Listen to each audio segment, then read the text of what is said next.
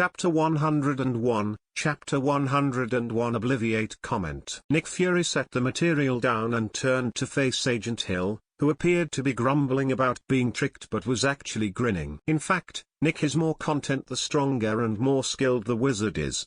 Because of this, the wizard's potential value is higher than he previously thought. The Avengers need to be as strong as possible in order to combat the threat posed by advanced extraterrestrial civilizations. Especially for a wizard who fights against criminals every day and has justice in his heart. As senior S.H.I.E.L.D. agents, Hawkeye and Black Widow have no issues at all in the current roster of Nick's Avengers. But like Tony Stark, despite having a sense of justice and a willingness to sacrifice, his nature actually goes against what he wants, according to the Black Widow's most recent assessment report. Additionally, despite being a titan in the defense sector and a super entrepreneur, he lacks effective weapons for combat. He shares Dr. Banner's extreme distaste for S.H.I.E.L.D. and the military. Despite the Hulk's great power, the issue is he's too strong, making normal communication and control impossible. This wizard is far superior. S.H.I.E.L.D. is initially tasked with defending the planet and ensuring the security of the Earth, so this may be done gradually. I was genuinely surprised to learn that she was a little girl. I mistook her voice for a boy when I first heard it. The fact that Hill saw he was laughing was not surprising because he obviously knew Fury well. 1. Fury waved his hand. The voice qualities for a youngster of her age are not immediately apparent. It's typical for the voice to change to sound more boyish if she concentrates more. The most crucial thing for me to do right now is to talk to her in person. Hill gave a nod. After all, changing a person's voice is not difficult. Some S.H.I.E.L.D. agents are even capable of voice impersonation, and their renditions are so lifelike that not even technology can distinguish them. Director, based on our intel, this Miss Wizard appears to have relocated, since she no longer consistently emerges from that warehouse but now daily randomly flies out of a Manhattan alley. In order to keep an eye on her, it might be necessary to spend the previous night in Manhattan. The wizard used to frequently visit the empty warehouse in Queens at night, so as long as they got there, they could squat and observe her. However, they have been monitoring Manhattan every evening for almost a month, and the satellite's location has changed each time. Finding the wizard who is riding a broom is not that easy. Well, you guys ought to be able to catch up with the wizard if you go with Phil. I feel that teacher's guidance really does help. There are still mistakes even when I learn them by myself. Jerry scowled as he read the instructions and safety warnings for using the Forgetfulness Charm and False Memory Charm in standard spells, grade 2 while seated in the corner of the classroom. He has been studying the spells from the 2nd grade textbook lately, the Forgetfulness Charm and the False Memory Charm. Like the Disillusionment Charm, they are two incredibly useful spells while having little actual damaging power. 2. As its name suggests, the Forgetfulness Charm is a spell that has the power to completely erase the target's memory. Wizards frequently employ this spell to erase muggles' knowledge of magic and keep them from learning about the wizarding world. In order to implant false memories into the target's mind, the False Memory Charm is a spell that is used alongside the Forgetfulness Charm. Wizards who are particularly skilled in false memory spells and forgetting spells should apply for the position of Amnesticist, which is a specialized position in the Department of Magical Accidents and Catastrophes. 1. This spell may be found in the 2nd grade textbook. It is not difficult to learn, but it takes some talent to cast them effectively. Due to the fact that many wizards, even some experienced ones with exceptional strength, cannot add flawless false memories and precisely delete the memories they wish to delete. In many instances, it could be an amnesiac spell, which causes the target to instantly become stupid and lose all memory. Or a Forgetfulness Charm, while successfully erasing the memory, it also harms the target's brain, causing mental impairment or making them always forgetful. Just like Neville Longbottom in Gryffindor. Jerry thought that Neville's situation might also have something to do with the fact that he was too young and had an underdeveloped brain at the time. As a result, despite having learned the Forgetfulness Charm and the False Memory Charm through independent study, the current scenario is as follows. He is hesitant to use it because an offensive spell could result from using it without the teacher's careful instructions. Perhaps I should engage in more physical activity to improve my ability to cast these two spells. He couldn't help but feel a little irritated at this point. He ought to have employed those 4 mercenaries to practice the forgetfulness charm and false memory charm instead of killing them so effortlessly yesterday. It's a waste. Perhaps he could use the spell on them to change their way of life. Ring. The bell signaling the end of class rang at this precise time, and school was over. Jerry neatly straightened up the desk a bit, put on his school bag, and started to leave the classroom after closing the magic book and deftly tossing it into the small suitcase. This school's teachers don't have a tendency of putting things off. After class, they move more quickly than the students, so there is no need to wait. Just get your bag and go. A fashionable young woman with blue curly hair, a short denim skirt, and earrings blocked his path just as he approached the classroom door with her hand on the door frame. 1. Jerry, do you have any free time after school? Why don't we go to a fun place? I'm sorry, but I still have other things to do. Perhaps next time. Jerry appeared to have anticipated it beforehand. He smiled at her and hurriedly walked away as soon as she blocked the path. He has also established himself as a man of the school ever since his first appearance in the school newspaper at the start of the year. Even though he was laying low, several students were nevertheless drawn to him because of his attractive appearance and ideal physique. For the 3rd time this month, the senior who was only 2 grades above him merely stopped him at the classroom entrance and asked him out on a date. Jerry doesn't have time to play with these kinds of girls. He has to cook, study magic, pick up Aisha from school, and earn red stars. There are numerous things for him to do. Chapter 102, Chapter 102 SHIELD returns. Hey, I heard that you seem to be up to something recently. Jerry swiftly exited the school and was on his way to an alley where he planned to cast the disillusionment charm and fly his broomstick. He was halted by 8 youngsters wearing hip-hop fashion. Again, seriously? What is it now? Jerry couldn't help but twitch as he stared at the teenagers who were clearly the school's seniors. You will attract many girls if you become popular in school. As a result, some envious people will soon track you down and humiliate you using force and large numbers. Because they constantly believe that doing so will make men appear strong and powerful and draw the attention of girls, but they are unaware of the pain it will inflict on others. They may eventually forget it, especially if they engage in this behavior too frequently, but a victim of public bullying will carry a psychological trauma for the rest of their lives. Because of how cruel the world is, those who hurt people must live with those memories for the rest of their lives. Come on. Jerry called out to several teenagers before deciding to enter a remote alley close to the school. 1. The teenagers were momentarily startled but continued to follow. A particular big boy who appeared concerned couldn't help but shake his head when he saw this scene among the observers. He felt bad for the teenagers that followed him rather than for Jerry. Why, you may ask? He knows how strong Jerry's fists are because he went to elementary school with Jerry in the past. He still struggles to get over Jerry's strength and stomps his head on the ground with his feet. Originally, he thought that he would be able to avoid him when he came to middle school from such a far place. But on the 2nd day of school, he was surprised to find Jerry in the school newspaper once more. At that time, he made up his mind that in the 3 years of middle school, he must be a good student and try his best to graduate while being alive. 1. As expected, there was a lot of sobbing and shouting not long after the 8 teenagers followed Jerry into the alley. Ugh. Help. Father and mother.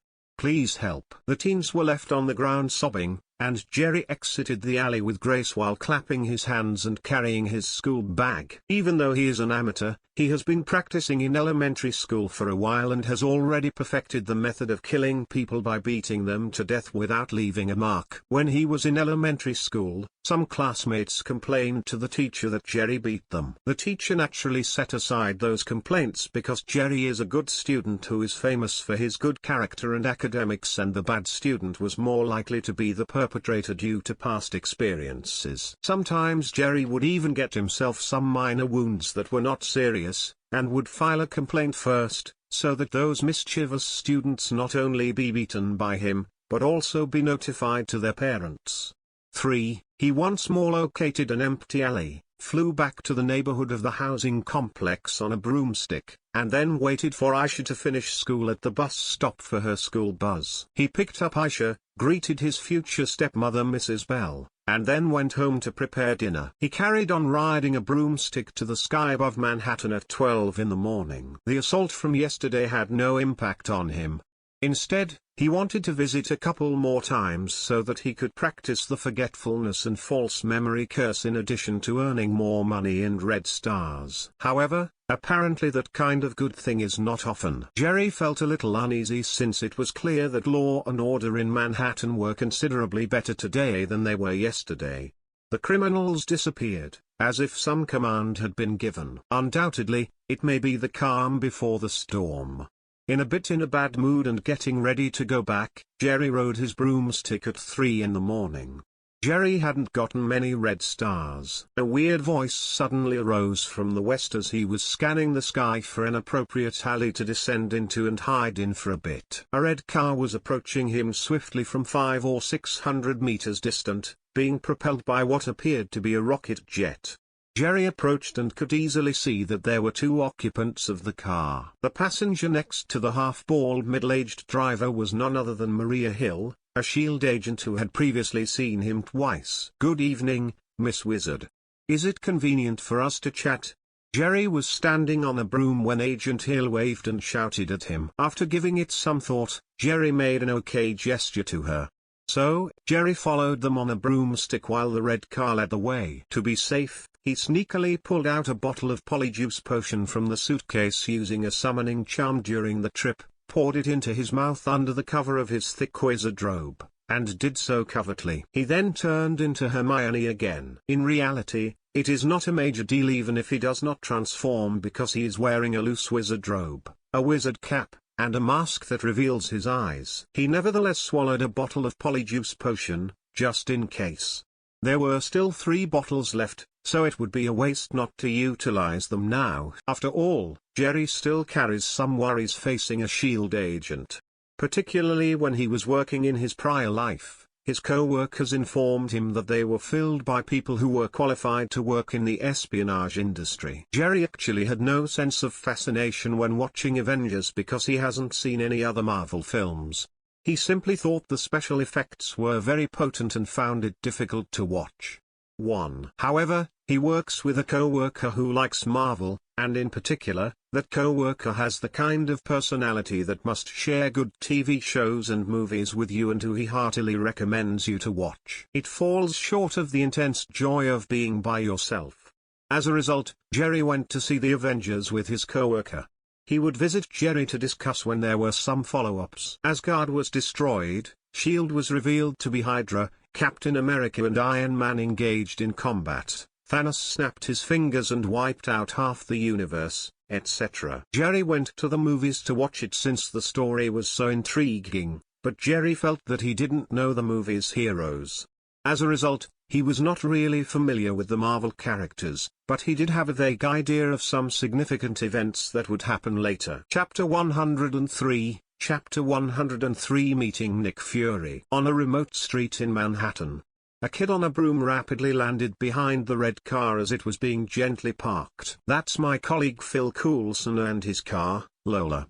Hill mentioned it with a smile after getting out of the car and observing Jerry's interest in the red car and Coulson. "Greetings, Miss Wizard."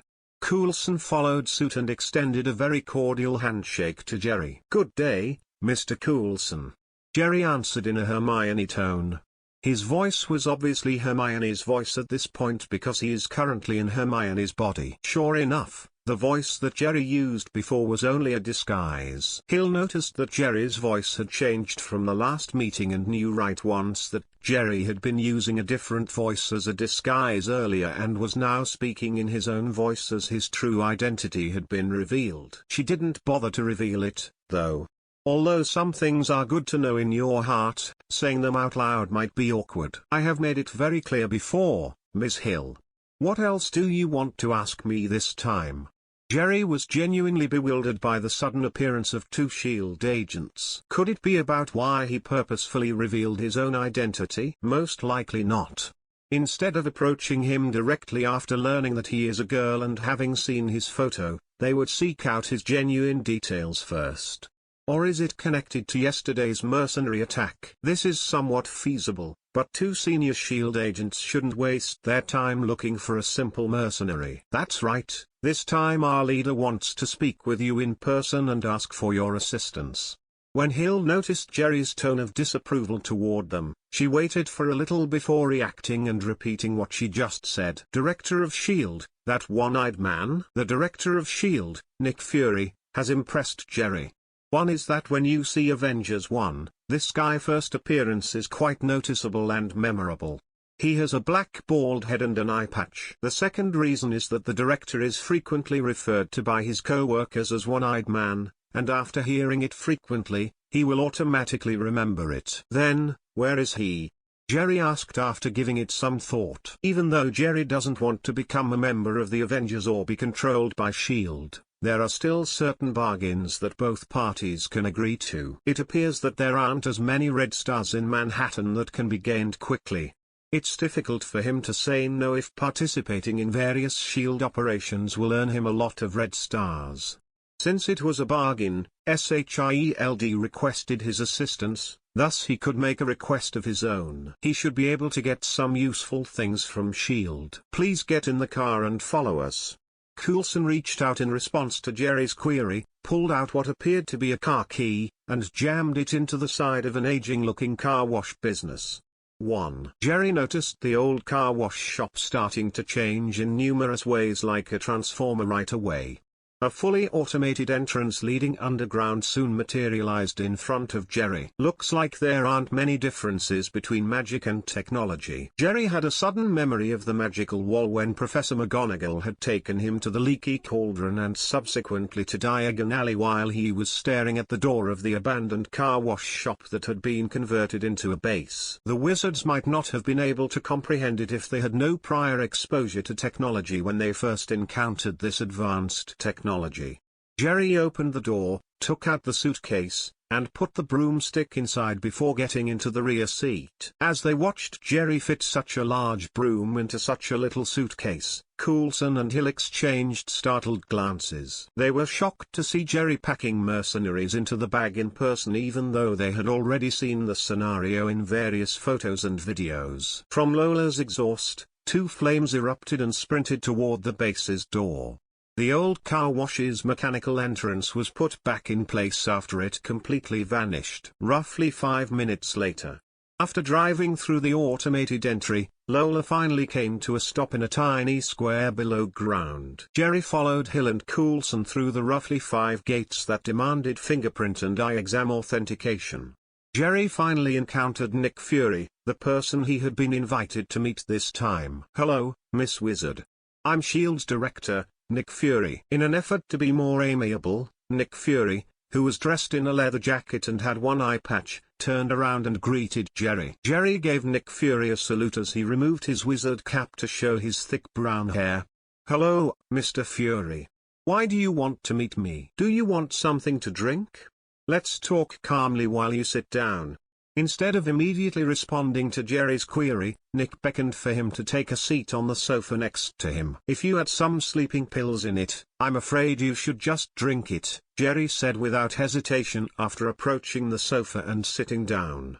1. It's frightening to think that Director Nick will be afraid of him because he actually does resemble an elderly woman with deep characteristics. Nick was certainly surprised by the remarks, but he didn't focus on it too much and simply explained with a smile. "You may have misunderstood our SHIELD agency, Miss Wizard. We are a member of the International Security Council and were founded to uphold world peace and deal with certain unique events. We are maintaining the entire globe, while you are preserving peace in a limited area. Therefore, there is no conflict here, and you don't need to be hostile toward us." When Jerry learned of this, he responded, "I don't understand what you said, Mr. Fury. My philosophy is quite straightforward. I'll use magic to put an end to crime. I can assist you if you need my help. However, If you ask me to join you and carry out your command, I won't comply. I'm not an adult yet, and it's against the law for you to use child labor," he added. Before Fury could respond, Jerry hesitated after finishing his sentence and said, "Also, if you ask me to assist, please be explicit. I won't provide assistance for free, and it will depend on the circumstances. You must provide something in exchange for me." Chapter 104 Advanced Detoxification Potion. Jerry has no concern about Nick Fury in the face of issues that the world is facing, such as the Earth's problem, disasters, and justice. A child will listen to your arguments if you reason with him, but he is not like other kids. In addition, he is now requesting something in return. As long as Jerry's true identity is kept a secret, he currently has enough magical power to make him not particularly terrified of S.H.I.E.L.D. Even though S.H.I.E.L.D. has a sizable staff, it will be challenging for them to find Jerry if he employs magic to conceal himself and flee. In this way, Nick Fury ran out of options and failed to produce the desired outcomes. He now recognizes the wizard as someone who doesn't give a damn about those things. She is a child, which is problematic in and of itself because children think differently from adults. Indeed, he was the only one to worry about, except from his own agents. Thankfully, the wizard is at least willing to help for a specific fee, which is considerably better than other options. He can consider trust-related issues later. It's preferable to Tony, who has both physical and mental issues, and Dr. Banner, who can only keep track of his whereabouts. "Okay, I won't push you to join now if you don't want to. This time, I really want you to come since your magic has the ability to heal and I'm going to ask you to save someone." "Save someone?" A look of doubt flashed in Jerry's eyes. "Yes, you ought to be familiar with Tony Stark, better known as Iron Man." Nick gave a nod. What happened to Iron Man? Jerry recalled reading some news that he had come across previously. Senators called Tony Stark to Washington for a trial and demanded that he turn over the iron armor technology to the government. Then Tony Stark humiliated them in front of everyone. They argued that it poses a military threat at that time as well. Tony was flying through the skies in an iron suit, while Dr. Banner was being pursued by the military and running around, and the government was powerless to stop him. He had been poisoned with a very potent poison. We can't fully cure him with the technology we have at the moment. He might not live very long if we can't find a solution. Fury appeared to be a little grave. A serious condition? Jerry recalled that Tony appeared to be well and alive in Avengers 1 and that he did not at all appear to be suffering from poisoning. If Nick Fury hadn't gotten it wrong, Iron Man might have ultimately found the solution by himself, and he believes the latter should be more plausible. In that case, should he still help? Of course. This guy owes himself a life-saving favor, so why not do it? Iron Man is a tech expert, and he's extremely capable of inventing and creating something big since he has both money and background. Jerry took a moment to reflect. Even if I lose an arm or a limb, recovery is still possible as I gain strength thanks to my healing magic. However, my healing spell is powerless against poisoning and only works against physical injuries. In fact, none of the spells he has mastered thus far, or even among the magics he has learned, can help him. Physical wounds are tended to with the quick healing charm. As he noticed a hint of sadness on Nick's face, Jerry said, "Don't worry, even though my magic can't cure poison, it doesn't mean I have no other method." "What do you mean?" Nick Fury glared at Jerry. Jerry raised his chin and immediately said to himself, "I can not only unleash magic, but I can also develop some magic potions that can detoxify." 1. Magic potions? Nick appeared perplexed. It is a potion that has been refined using magic and a variety of ingredients. You wouldn't understand. You just need to know it can detoxify poison and venom. Jerry grinned wryly. 1. In the 4th grade, he learned how to produce antidotes, and he can still do it now. If it does, it still works quite well against poisons without magical powers, such as snake venom. Of course, there are still a few bottles of sophisticated detoxification remedies created by Quirrell in the suitcase if the problem cannot be resolved. Even cursed toxins can be eliminated by advanced detoxification potions. He thought it ought to be able to address the Iron Man poisoning issue. What are your conditions this time? He questioned Jerry after pausing for a moment to consider. Conditions? I frequently read stories about Iron Man on the news. He seems like a good guy, so this time, I'll perform the favor for free. Jerry answered immediately. 4. The corners of Nick's mouth twitched as he noticed Jerry's carefree expression. He thought Jerry was going to make some unreasonable requests because he was currently so unwilling to assist.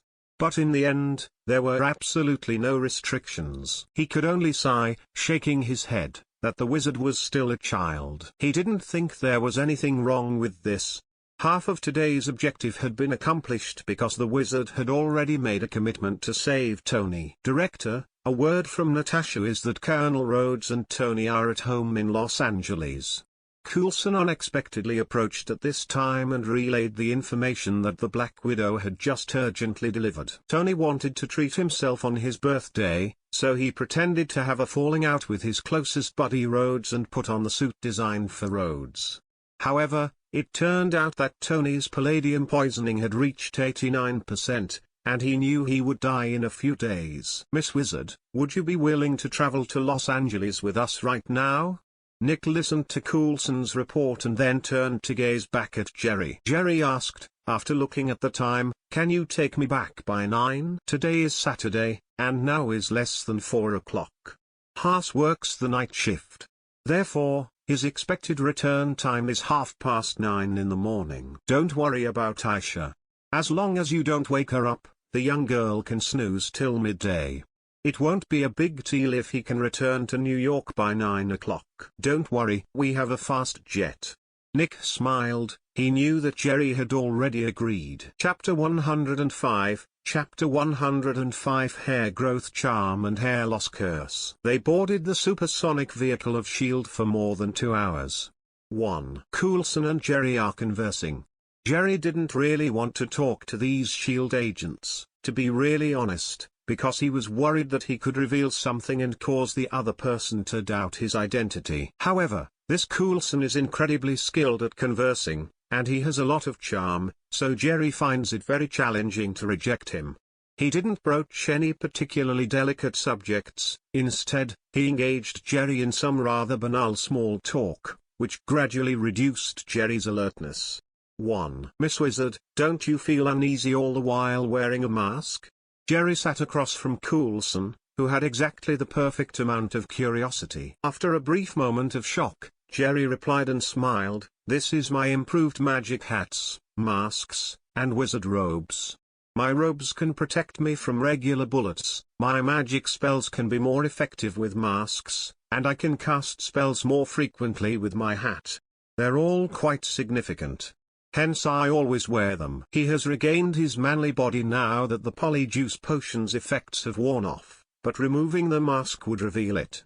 Even the voice he used to speak now had merely subtly changed his own voice to sound like Hermione. Coulson nodded in agreement and recalled that Jerry did, in fact, stop the bullet with his wizard robe in the video footage he had previously watched. What age is Mr. Coulson this year, by the way?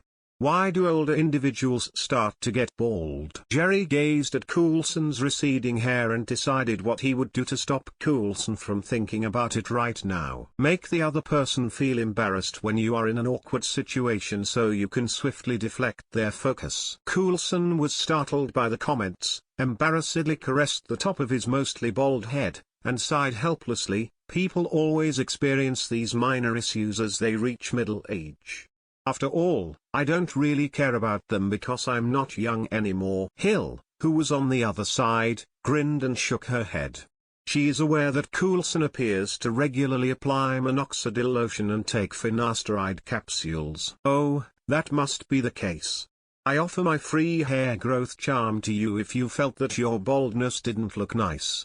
It's magic, so you can get your hair to grow back, Jerry said. Hair growth charm is a really easy little spell. It can speed up hair growth, primarily for the purpose of the hair, but it can also be applied to other body areas. Hogwarts wizards frequently play practical jokes on their students by using the hair growth charm to grow their brows. The hair loss curse is another spell that can get rid of all hair from anywhere on a person's body. Upon hearing the remarks, Coulson was obviously taken aback. He then gravely turned to face Jerry and said, "Actually, I was just kidding. Are you sure you can do it? What sort of sorcery is used to grow hair?" Jerry stopped making fun of Coulson and instead pulled out his wand, sending a magic ray at the top of Coulson's head.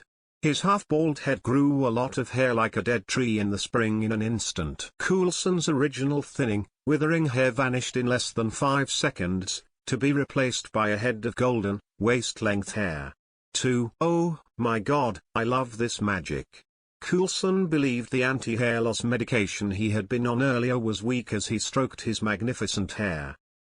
When Hill, who was seated next to Coulson, noticed that his friend had hair that was waist-length, his mouth corners began to twitch erratically. Can you picture what a strange situation it would be for a 40-year-old man with waist-length blonde hair? Particularly now that he was just partially bald. Actually, I know both the hair loss curse and the hair growth charm. You can ask me at any time to assist you in losing your hair if you decide you no longer desire it. Jerry made a casual comment after noticing that Coulson was now paying attention to his hair. Hill didn't really care about it, but this sentence made her eyes light up. There is no need for the hair growth charm because she has thick hair and no issues with hair loss.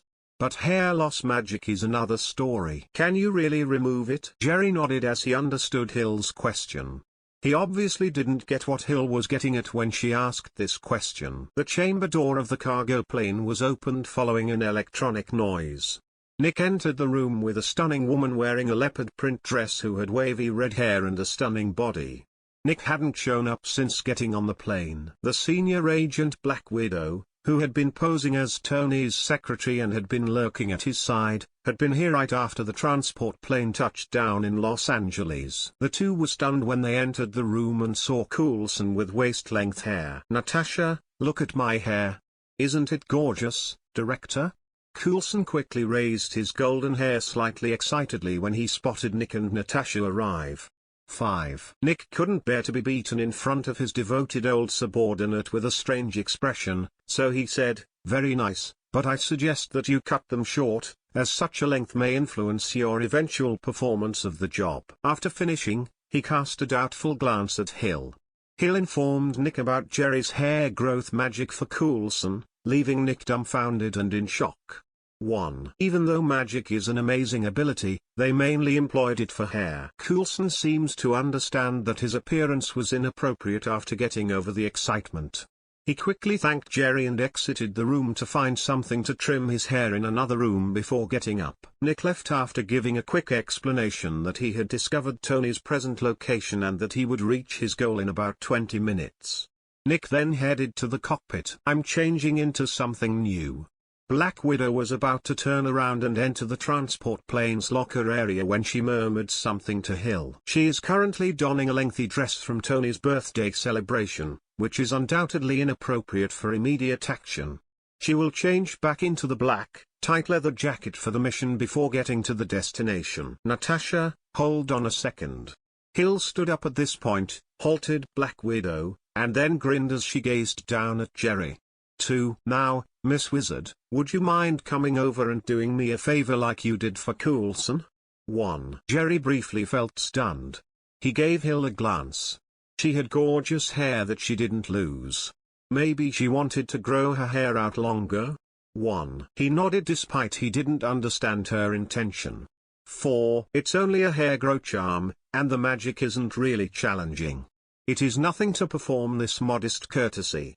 Additionally, establishing a connection with these SHIELD agents could be advantageous in the future. Chapter 106, Chapter 106 Meeting Tony Stark. Jerry blushed as he observed Hill and Black Widow in the plane's locker area, both of whom had totally removed their outerwear. "Miss Wizard, you claim to be able to use magic to get rid of hair.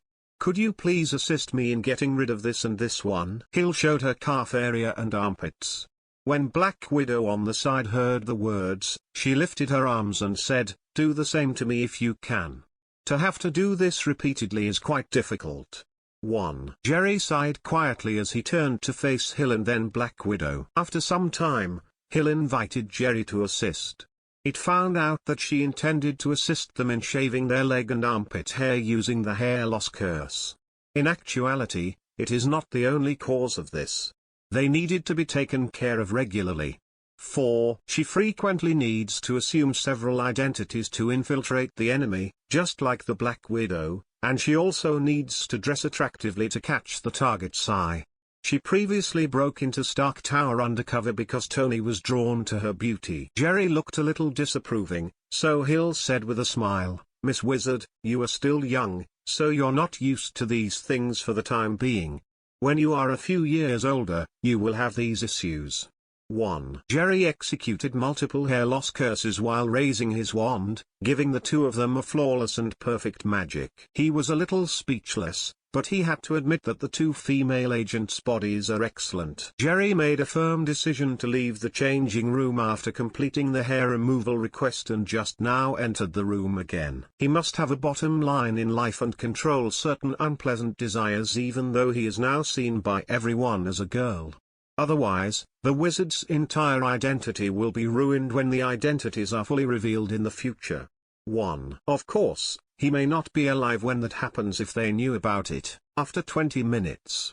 Outside of Los Angeles, the plane came to a stop in front of a fast food restaurant. Coulson and Hill remained on the plane, while Nick Fury, Black Widow, and Jerry exited it along with 12 other S.H.I.E.L.D. personnel dressed in black. "I don't want any strangers to show up around here anytime soon. Natasha, send someone to clean this area. Miss Wizard, you can go to the burger shop in front and wait for us for a while." Nick spoke to Black Widow and Jerry separately before moving towards Tony, who was sitting in front of the nearby burger joint. When Black Widow heard the words, she nodded, waved her hand, and led the group of about a dozen agents away. Jerry entered the burger joint unhurriedly, chose a seat, and sat down while he observed an agent inform all the employees. When he looked up, it was just after 7 o'clock and the sky was completely lit up. "I haven't eaten all night, I'm a little hungry." Jerry, who made fried chicken burgers in front of a burger shop, strolled up to the work table there, pulled out his wand, and waved it around a little. He started to cook independently while standing up as the various utensils and ingredients on the work table appeared to gain consciousness right away. "Hey, do any of you need something to eat?" Nick Fury and Tony, who was wearing the Iron Man suit, pulled the door open as Jerry was utilizing cooking magic to prepare lunch. "Thank you, just give us 2 cups of coffee." After briefly freezing, Nick instantly resumed his regular state. The current situation is magical rather than scientific, so it makes perfect sense for the wizard to use magic to prepare food. On the other side, Tony turned his head to take a startled look at Nick standing next to him. "What is this superpower? This youngster is also a part of your super people band. Do you still use children as laborers?" "I'm not with them, I was only asked to lend a hand by them." Jerry approached the two of them with a tray of food and drink that had been automatically organized, including hamburgers, fried chicken, and coffee. Nick took a sip of coffee. "It tastes good, thank you." Tony picked up the coffee as well, but after saying thank you, he whispered, "Today I truly want to drink a glass of milk, even if yesterday I wasn't particularly sober from the hangover." As Jerry heard this, he turned his attention to the cup Tony was holding, casting a transfiguration charm and said, "Okay." He got a tray and sat down to the side after finishing his sentence. Tony froze as he observed the coffee in his hand change into milk. If the automated cooking scene in the kitchen earlier caught him off guard, the current scene of coffee turning into milk certainly did. Nick sat down after giving Tony a shoulder pat. "Not the superpower you thought it would be. This girl is a superhero who has just gained a lot of popularity in New York, a witch with some knowledge of magic. Don't you know? Wizard? That name may be one I've heard before." Tony made a concerted effort to think about it but felt that his hangover-afflicted brain wasn't functioning properly, so he didn't think about it at all. In fact, Tony wasn't idle over the recent months when the wizard rose to fame. He managed the business, improved the armor's capabilities, received invitations to several lavish events, was summoned to Washington to file a lawsuit, traveled to Monaco to compete in racing contests, etc. He might have seen the name of the wizard spoken or glanced over it in the news, but it's unlikely that he put any effort into understanding it thoroughly. Is there really a thing as magic in this world? Tony, a tech expert, finds it difficult to accept magic's supernatural presence. It's better not to take too long, since I've cleared out all the nearby areas.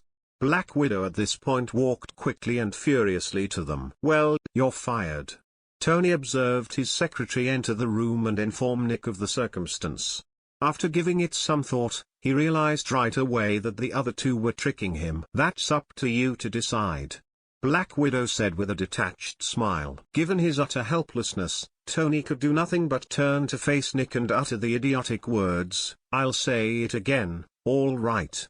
Simply said, "I won't be a part of the super people team you created." Tony's attitude didn't appear to bother Nick, but he started to educate Tony with a burst of knowledge. At this point, Jerry, who was seated to the side, didn't focus much on Nick and Tony's disagreement. Instead, he has trouble looking at the hamburger and fried chicken on the table. Why? He discovered an issue, which is that he is completely unable to eat while donning a mask. 2. He is no longer in Hermione's body, and if he removes his disguise while eating a cheeseburger, he will reveal who he really is. Chapter 107, Chapter 107 Saving a Life. Ignore that, let's just complete the work. Jerry used a summoning spell to call out Quirrell's advanced antidote and placed it in front of Tony and Nick before slowly placing the tray into the suitcase. "May you please take the potion first, then? Don't you realize that letting kids stay up late is bad for their health?" "What potion?" Tony appeared surprised. "This Miss Wizard graciously gave me the antidote that could be able to reverse your palladium poisoning," Nick elucidated. "The fundamental justification is the excellent character of Mr. Stark. To die in such a manner is regrettable." Jerry nodded. "Thank you, Miss Wizard, but I couldn't take your potion. I've tried all possible mixtures of the components. Palladium poisoning cannot be removed by any element on Earth." He believed that if he tried to treat his palladium poisoning on his own, he would ultimately be unable to do it. He wondered how a child could possibly save him. However, she does appear to have some strong superpowers. Nick glared and mockingly remarked before Jerry could respond, "I can tell that you haven't tried them all. If you don't try, how will you know that you won't die? Furthermore, it took me a lot of priceless herbs and time to create this bottle of detoxifying potion. I'm still somewhat assured." Jerry moved the liquid from the table toward Tony. Tony picked up the bottle, examined the mysterious liquid inside that resembled amber, thought back to the magic that was currently capable of changing matter, hesitated for a moment, and then ultimately removed the cork before gulping the liquid down. A cloud of hot air rapidly ascended from his abdomen after he drank the potion, and it then dispersed into his internal organs, limbs, and bones. In the same instant, the palladium element screen traces that had been gradually destroying his body vanished. Ugh! Tony now experienced a sharp discomfort in his neck. It revealed that Black Widow stabbed his neck with a blood test device for palladium poisoning. The detoxification is finished, and there is no palladium element present. "Is it completely recovered?" Tony pointed at his index finger once more as he manually adjusted the armor on his hand while holding the tester in Black Widow's grasp. As Tony saw the identical test result as before, he couldn't help but display a somewhat perplexed expression. He initially believed that he would pass away, much like a cancer patient, and as a result, he donated all the collected. He started to lose hope in himself and made Pepper upset by purposely making out with the new secretary. He wanted her to stop loving him so that she wouldn't be sad in the future. His pal received all he had, even his iron armor. In general, he is still extremely content. The fact that a youngster could find a solution despite his best efforts to find a cure upset him a little. Nonetheless, Jerry saved his life, and for that, he is eternally grateful. You know, he already gave Pepper control of all of Stark Industries' businesses. In the future, Pepper will marry someone else, and that person will own both Pepper's Lover and a sizable portion of Stark Industry. Thank you so much for saving me, Miss Wizard. You can get in touch with me whenever you need my assistance in the future, but right now, I need to depart immediately due to an important matter. Tony decided that in order to win Pepper back, he needed to take off right away to find Pepper and explain the situation to her. Hold on, you can't go yet. Even though your poison is gone, you will still be poisoned as long as you wear the iron suit if you can't locate something to replace the palladium element. Nick pushed Iron Man to the ground as he was about to stand up. Jerry promptly raised his hand as well, saying, in fact, it's difficult to locate the ingredients for preparing that powerful antidote potion. It will take a while to make it since I just have one bottle right now. He still has a few bottles of antidote potions in the suitcase, but he isn't a rich boy, so he can't give them all to him. Giving a bottle of potion that can save a life is something amazing, but giving a second and third bottle for free is another story. In other words, Tony wouldn't have been poisoned to death if it weren't for his potion, and he only used this as an occasion for an opportunity. It would never end if he actually kept giving Tony potions, preventing him from looking into the root problem. Without Iron Man, there would be an issue later on when the army of Thanos arrived. After being shocked by the comments, Tony quietly considered them for a time before sitting down once more.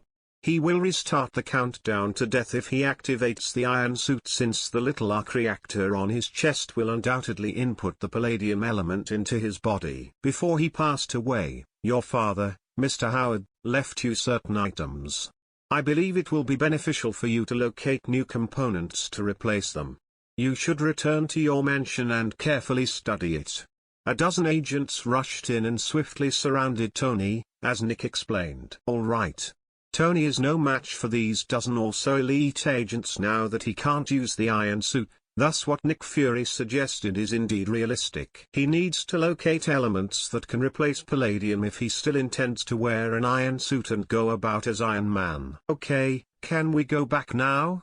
Jerry urged while standing up. There is no way he could fly back alone if his Nimbus 2000 is not as fast as a supersonic plane. The Nimbus 2000 can travel at a top speed of about 200 kilometers per hour. The flight from Los Angeles to New York is expected to take more than 10 hours. Haas and Aisha will discover his disappearance by that point, and it will be a bit problematic. It would appear that he must find a means to master Operation quickly or discover how to create portkeys and construct a flu network when he has the time. Otherwise, relying only on the broomstick, the speed is still inferior to the plane and Tony's iron armor, even if you get the quickest firebolt in the future. The firebolt was traveling at, if he remembered correctly, about 250 kilometers per hour. Chapter 108, Chapter 108. A plane on the glacier. Los Angeles, Tony's mansion. Black Widow informs Nick, who is speaking to Tony. Agent Hill reported that Miss Wizard has been securely sent back to Manhattan. Tony was looking at Nick when he nodded and said, "Your father is far from what you imagined. He was one of the members who established S.H.I.E.L.D. He also left this box for you. Unlock it, and maybe you can solve all the problems." Nick then pointed to the large box with Howard Stark's belongings written on it under his feet. Nick looked at his watch as he stood up after concluding his sentence. "You continue to examine this box even though it is becoming late and I still have other things to do. I'll allow Coulson in, and he'll be watching over you. And Natasha, she'll keep working as a covert agent for Stark Industries." Hey, what are you talking about? I have no idea what you're referring to. How do you open this? Moreover, you cannot limit my freedom. Tony briefly lost his composure after hearing Nick's statements.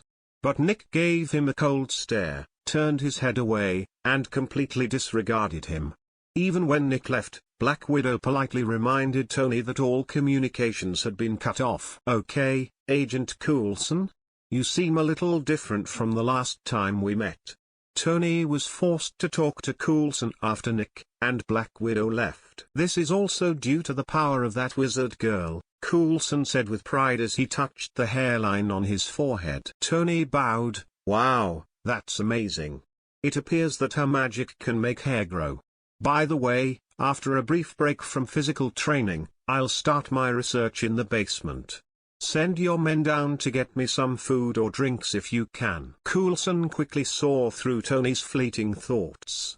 He said, "Sorry, Mr. Stark, but this is not my responsibility. Director Fury gave me the directive to use all measures necessary to keep you here. I'll have to stop you if you try to pull any tricks." 2. Evening. You mean no youngster with the appearance of the wizard has been found after checking through all the registration information in New York? Nick Fury asked Hill in shock. Yes, unless she is a stowaway, her information won't be found. Nonetheless, the likelihood of this is quite small. Hill reported. The majority of the smugglers are typically Hispanics and foreigners, while the wizard is plainly American or more British based on behavior and appearance. Fury nodded in response to Hill's question, "Is there any gain from this night's observation?" It turned out that while the wizard was primarily requested to assist this time, Nick also quietly advised Hill to pay close attention to the wizard's every move in order to learn more about him from the intricacies. Hill responded after gathering her thoughts, "Overall, there isn't a problem. Yet, I'm unable to determine how many weird magics she has mastered. One thing, though, I can't seem to figure out." Which point? Nick frowned. Coulson questioned the wizard on the plane as to why she had always to wear a hat and mask. The wizard responded by saying that, like her wizard robe, the mask and hat are essential magical accoutrements that can both aid in magic and combat, said Hill. Her wizard's robe can deflect bullets and even protect her from sniper rifle shots that can penetrate armor. The helmet and mask have additional purposes, so it makes sense. Fury nodded. But Director, if her hat and mask were that crucial, why didn't she go get them when she was struck by armor-piercing bullets when she was thrown to the store? The wizard doesn't seem like the kind of person who gets easily irritated. Yet, it's possible that she was too upset at the moment to remember. You mean, what the wizard exhibited at the moment may not necessarily be her genuine appearance, thus she maintained wearing a mask afterward.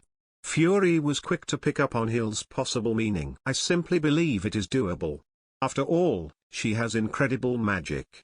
It could be able to alter her look, similar to our photostatic veil momentarily. Hill, who is Nick's most powerful aide, is aware that S.H.I.E.L.D. has a unique gadget called the photostatic veil that can create a virtual image on the wearer's face that can be faked and changed into anyone's appearance. With all the magic the wizard knew, perhaps there was one that might momentarily alter their appearance. Before saying, Nick was silent for a time. It will be challenging to manage if this is the case. This logic suggests that the wizard's gender and age may not be genuine and may instead be a result of magic. It will be exceedingly challenging to determine her genuine identity in this way. The wizard has incredible magic. She doesn't have always to wear a mask because it truly has the power to alter everything. Furthermore, regardless of whether the wizard is a man or woman, an old man or a child, they all meet the requirements of an Avenger in his heart based on her present actions and the conclusions drawn from various observations. It will annoy the wizard when she is found, rather than continuing to use energy to investigate the wizard's true identity.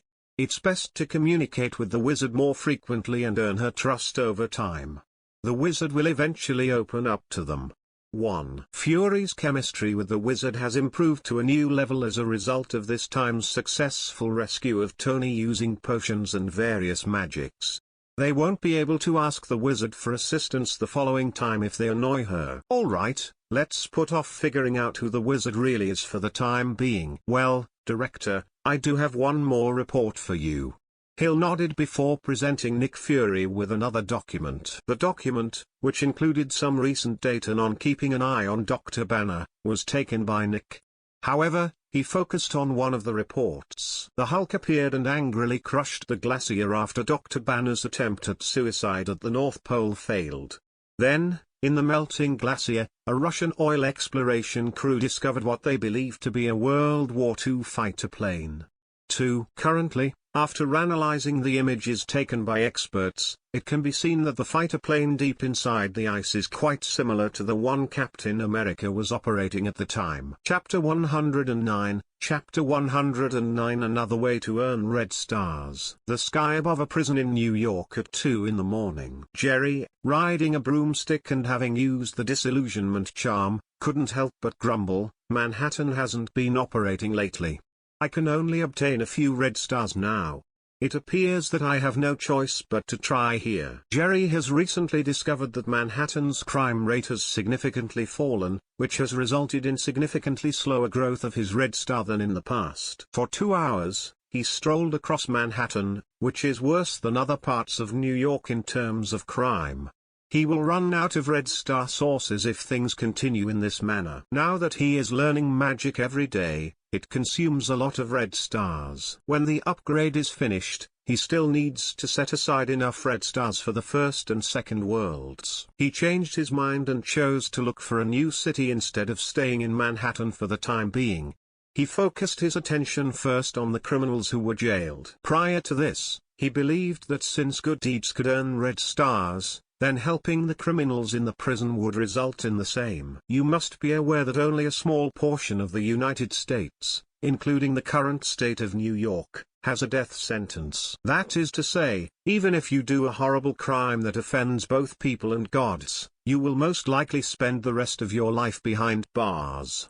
With good intentions, Jerry came to assist them in ending their wicked life. But red stars must first be acquired. He had never attempted this previously since he lacked the magical power to enter a prison with heavy security without being seen. However, while some offenders in prison may be innocent until proven guilty, others may actually deserve to die. He could inadvertently hurt a good person, which would be awkward and not very good, if he acts hastily before learning the Imperious Curse. But now, he doesn't have that worry at all. The Imperious Curse can precisely ascertain the criminal's actual crime scene, while the Disillusionment Charm can secretly enter a room and freeze charm briefly disable electrical devices. The Forgetfulness and False Memory spell might then be practiced before the culprits are put to death. Alohomora. When Jerry reached the iron door closest to him after landing and packing the broom into the suitcase, he waved his wand in front of it, causing the electronic lock to shake twice and the door to open magically. Not only can the unlocking spell open standard physical mechanical locks, but it can also open more sophisticated locks like electronic, fingerprint, and eye scanner locks. They were essentially asleep at this point, with the exception of the dozen or so prison guards who were on night patrol. A middle-aged jail guard was closely trailed by Jerry, who was casting the Disillusionment Charm, as he subtly cast the Imperious Curse on him. The middle-aged prison guard gladly brought Jerry to the prison's holding area while under the influence of the Imperious Curse. With the exception of one death row criminal, 29 criminals serving life sentences in prison at this time had all turned into complete idiots and had lost all memory. Jerry initially intended to kill each of these criminals, but after learning that doing so was comparable to applying the Forgetfulness Curse to transform the criminals into idiots, he decided against it. After all, it would likely garner a lot of attention if 30 criminals died unexpectedly in the prison. Yet, if they simply turned stupid, the warden probably wouldn't make matters worse in an effort to make up for what happened. They are all criminals who will be imprisoned for life. Whether they are stupid or not doesn't seem to matter much as long as they don't die in their cells. Jerry had intended to return home and sleep after gathering a sizable amount of red stars, but midway through the flight, he had an idea, turned his head, and flew towards the next prison location. It would be better if he only attempted it once. It would be challenging for him to act again if they had knowledge of the problem. Simply put, he needs to spend one night cleaning out all the prisons before anyone reacts so that, even if something bad happens, he won't have to worry about it. 3. He won't have to go to prison anymore and he won't have to worry about someone staying in jail or prison for him because doing this will help him get red stars. He merely had to sleep through the night. He grew accustomed to it and stopped staying up late during this period in favor of sleeping in during the daytime hours when he was in class. Jerry continued to remain up until about 7 in the morning, at which point he dragged his worn-out body back to his room. In one night, he cleaned every prison in New York. Even though he was exhausted, the number of red stars was really not low. The amount is similar to the total of the red stars he got this time in Manhattan. He would have nearly passed out from exhaustion if cities like Washington and Los Angeles weren't too far away from him and he couldn't fly back and forth on a broomstick in a single night to visit all the prisons there. His largest accomplishment is that through constant testing, he was able to perfect the false memory charm and the forgetfulness curse. The saying practice makes perfect certainly holds true for the study of magic. 70,000, not bad. Jerry nodded quietly in the kitchen as he prepared breakfast using magic while examining the quantity of his current little red stars on the panel.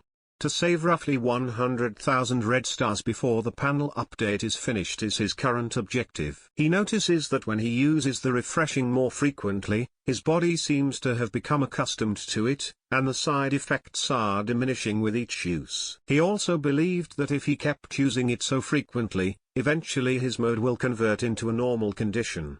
Even if it were left on all the time, there wouldn't be any issues. However, the ensuing problem is the consumption of red stars. The red star will be consumed more quickly the longer the refreshing is employed. He used to eat between 400 and 500 red stars every day, but today he uses between 500 and 600. He would add an additional 100 if he used in that another world. In other words, if he enters the Harry Potter world and does not save enough 100,000 red stars, he may not finish reading in the second part of the semester and will return to the regular world. 1. The second world will also be made available after the panel has been upgraded. What the second world will look like is unclear. He might have to travel to the second world and stay there for a time if the magic contained therein is really valuable. 2. Jerry was thinking about the second magical world when all of a sudden, he looked at the panel and was astounded.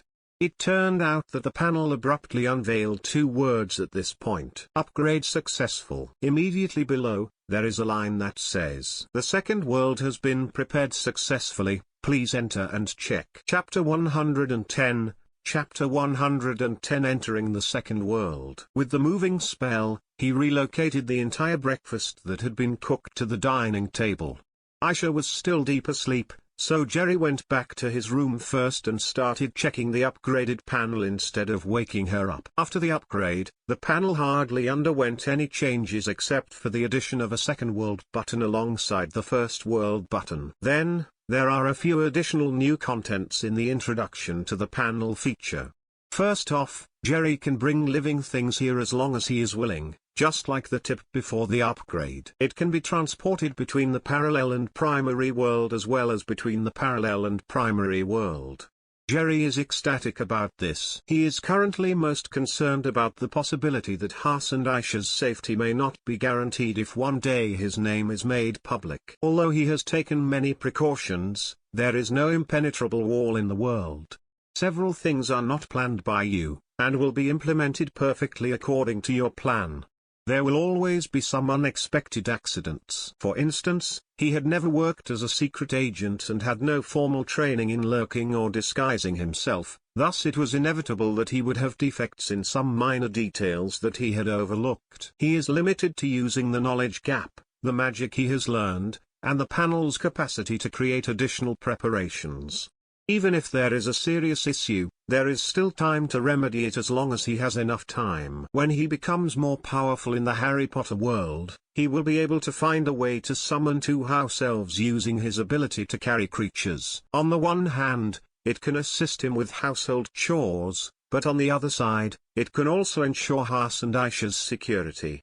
You should be aware that while house elves are not as strong as top wizards, they are still stronger than the majority of adult wizards. They are adept at all forms of elf magic and can cast spells silently without the use of a stick. They are also fiercely loyal. They will be willing to give their lives for you if you treat them better. In the wizarding world, several magical animals, in addition to house elves, also have unique talents. They would make useful helpers if they could be domesticated and brought across. The introduction to the second world is a crucial element in addition to the capacity to transport living things. The second world is the same as the first world.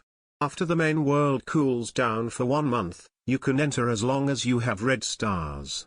After entering, you will consume 100 little red stars every day.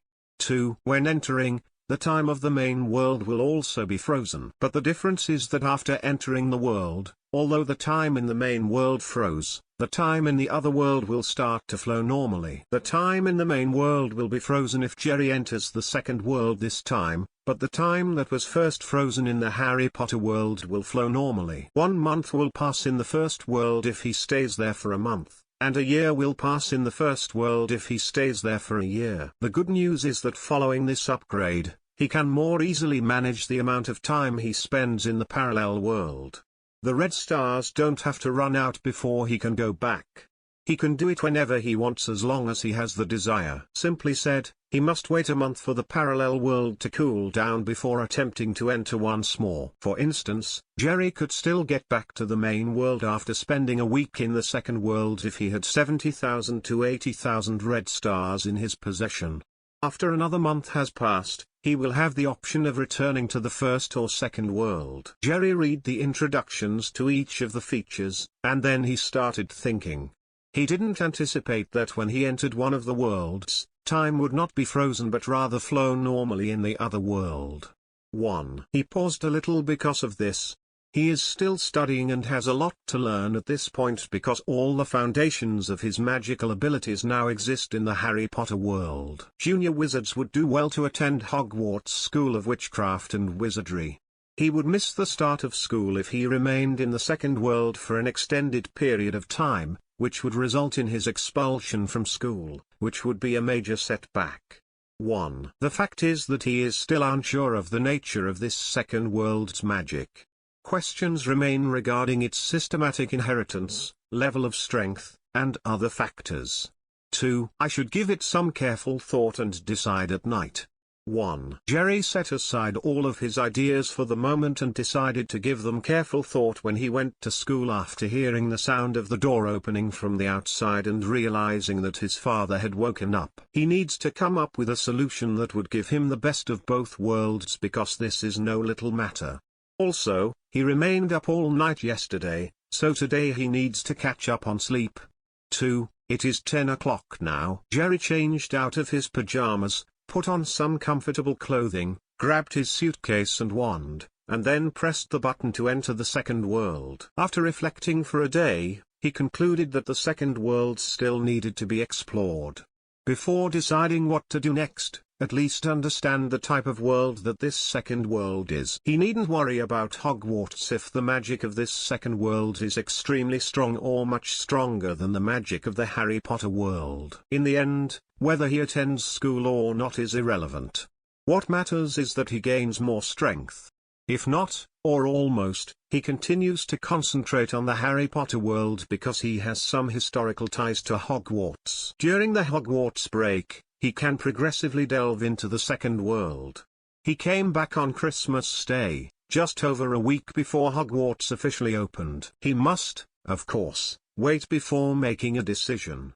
It might not be a week if the first scenario is actually met. Like every time he crossed, the main world went frozen as Jerry clicked to enter the second world, and he promptly lost consciousness. This time, I didn't set up an identity. Jerry regained consciousness and discovered himself in an empty alley. His clothing remained the same, and there are no implanted memories. Obviously, his whole identity was directly thrown into this second world. He recalled that while exploring the Harry Potter world, he not only acquired wizard blood but also set up legal status in an orphanage. Maybe new users just receive that benefit. His legal standing is not a major issue, though, because of his current magical power.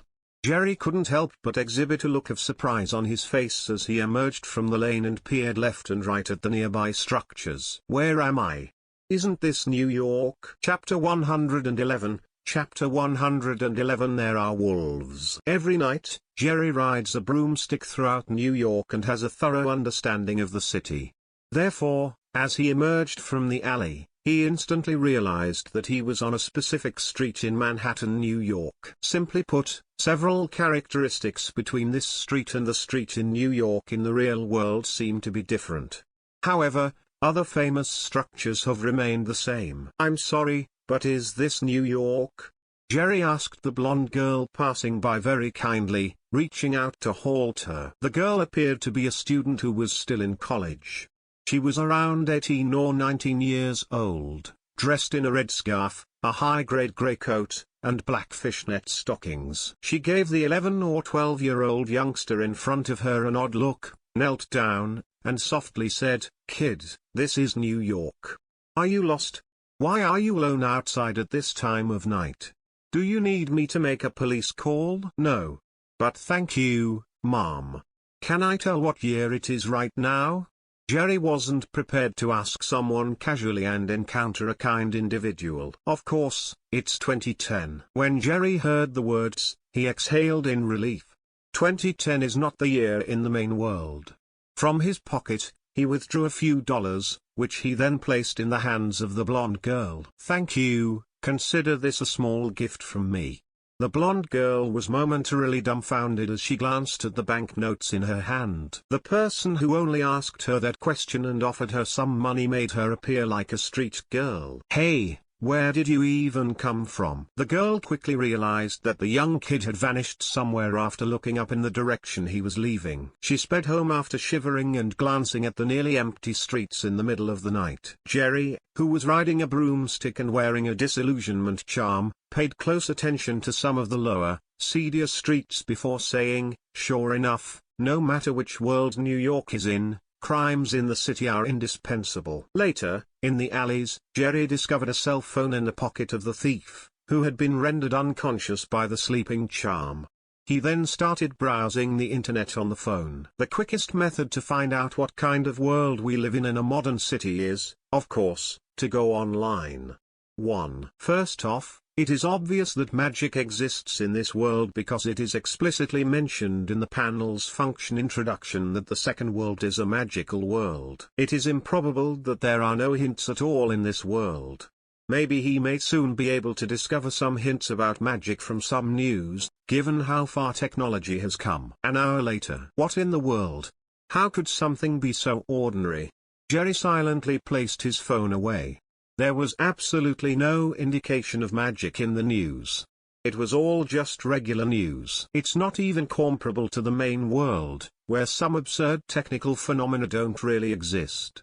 It seems like a typical and everyday environment, much like in his prior life. After giving it some thought, he realizes that he can only make a foolish attempt to discover it on his own since he can't find it in the news. Jerry has decided to take a thorough look around New York tonight to see if he can locate any magic-related hints. He will once more take to the broomstick and switch on refreshing to do this. "Hey, why are there wolves in this city?" But, less than 5 minutes after beginning his patrol, he discovered 5 powerful grey wolves frantically pursuing a young man with curly hair in the nearby street. When something goes wrong, a monster must exist. Jerry is not terrified of the situation, but he is concerned there won't be one at all, which this week will have been a complete waste. Jerry accelerated as he descended on his broomstick. Jerry landed, retracted the broomstick, took off the disillusionment charm, and approached the boy with the curly hair. "Run, there are wolves behind you." The young man with curly hair noticed the deserted street, and when a boy showed up there, he started running erratically. When the young man with curly hair noticed that Jerry was unconcerned, he clumsily pulled over the lid of the roadside garbage can and stood in front of him. He appeared to be planning a confrontation with those grey wolves. What is he up to? Jerry couldn't help but give the young man with curly hair standing in front of him a weird look. These are not dogs. You can see clearly. They are wolves, wolves that can eat people. Now I stop them, run away. The young man with curly hair frantically yelled to Jerry behind him as he waved the trash can lid in his hand.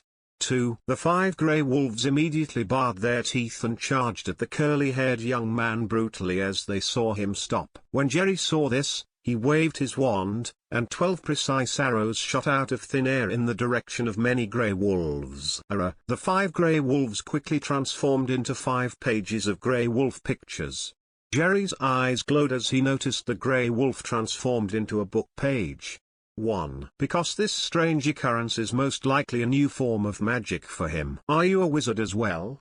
the young man with curly hair exclaimed as soon as he noticed Jerry swinging a wooden stick. As well? Have you encountered any wizards? Jerry turned to face the young man with curly hair. The young man with curly hair pointed to a middle-aged man walking slowly in the distance, clutching a wand with blue stones, and said, "He's a wizard. Just now, he changed those beasts. He's not friendly. We'd better leave right away.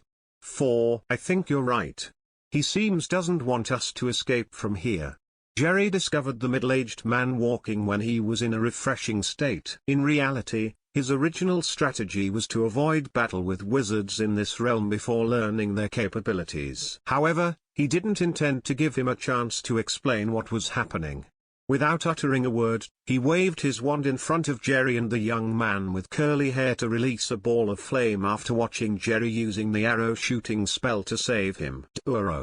Jerry saw the flames flying and grabbed the garbage can lid in the curly-haired young man's hands, casting a hardening spell to block the flames. As the middle-aged man noticed this, he opened his coat and waved his wand, sending the 4 daggers concealed beneath it flying in the direction of Jerry and the man with curly hair. Furthermore, the dagger's flight path appeared to be under the direction of the middle-aged man because it flexibly avoided the hard garbage cover in Jerry's hand, and shot at the curly-haired kid from the left and Jerry from the right. Chapter 112, Chapter 112 Different Kind of Magic. It's not over yet, is it? Jerry was also assaulted since he witnessed the middle-aged man attacking him repeatedly and being aggressive with his movements.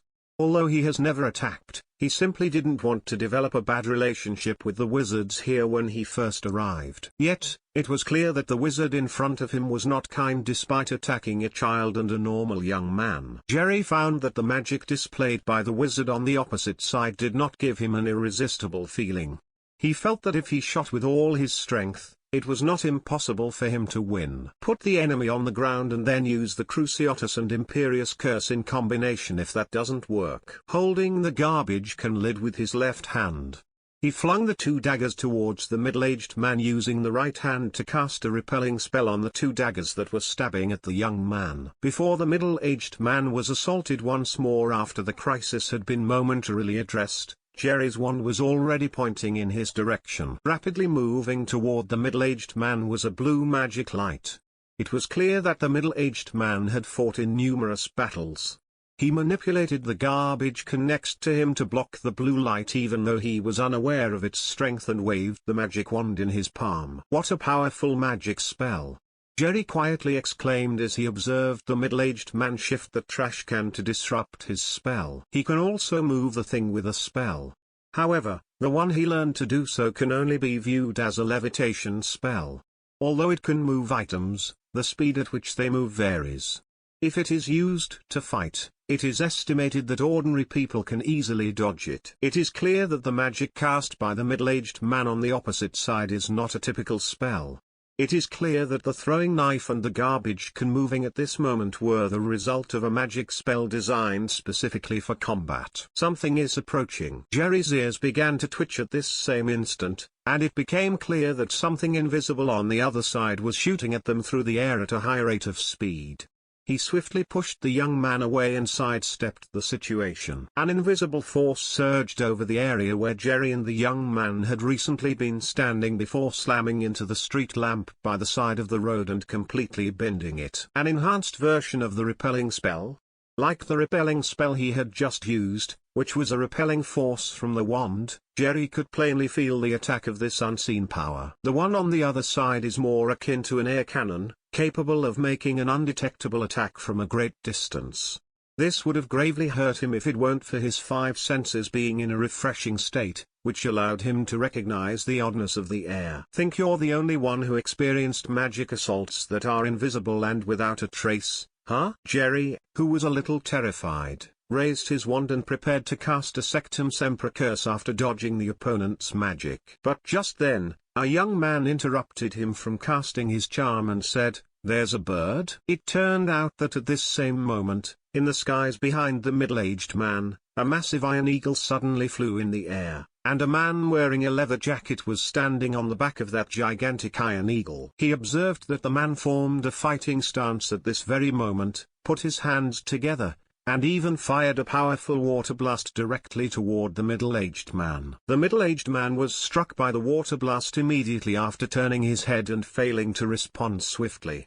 He then appeared to have been the target of a holding spell, as his entire body was submerged in it. The man standing on the eagle's back waved his hand to greet the young man and Jerry as the iron eagle crashed to the ground. "Dave and that young wizard, come quickly. He won't be sealed for very long by my water." "Okay, okay." The young man named Dave immediately recognized the man in the leather coat and with his assistance, easily clambered up onto the back of the large iron eagle. Jerry rolled his eyes, put his wand aside for the moment, put his hands on the enormous iron eagle's wings, and leapt on it. The water suddenly burst when the middle-aged man's wand flashed. "Balthazar!" The middle-aged man's eyes reddened upon seeing the man in the leather jacket, and with a yell, he was going to launch another magic attack. Nevertheless, the man in the leather jacket anticipated it initially. As he rubbed his hands together, a powerful energy ball quickly formed, and as soon as the water ball burst, it smacked into the middle-aged man. The intense electric light ball instantly blew out the middle-aged man, who then flew at least 7 or 8 meters away before colliding with a storefront. Jerry's eyes couldn't help but shine as he recognized the potency of the electro-optical ball that the man in the leather jacket had just fired. This magic seems to have a lot of strength. Horvath, who has been alive for more than 2,000 years, has attained immortality. It would take a lot of strength for me to kill him now. The man in the leather jacket shakes his head.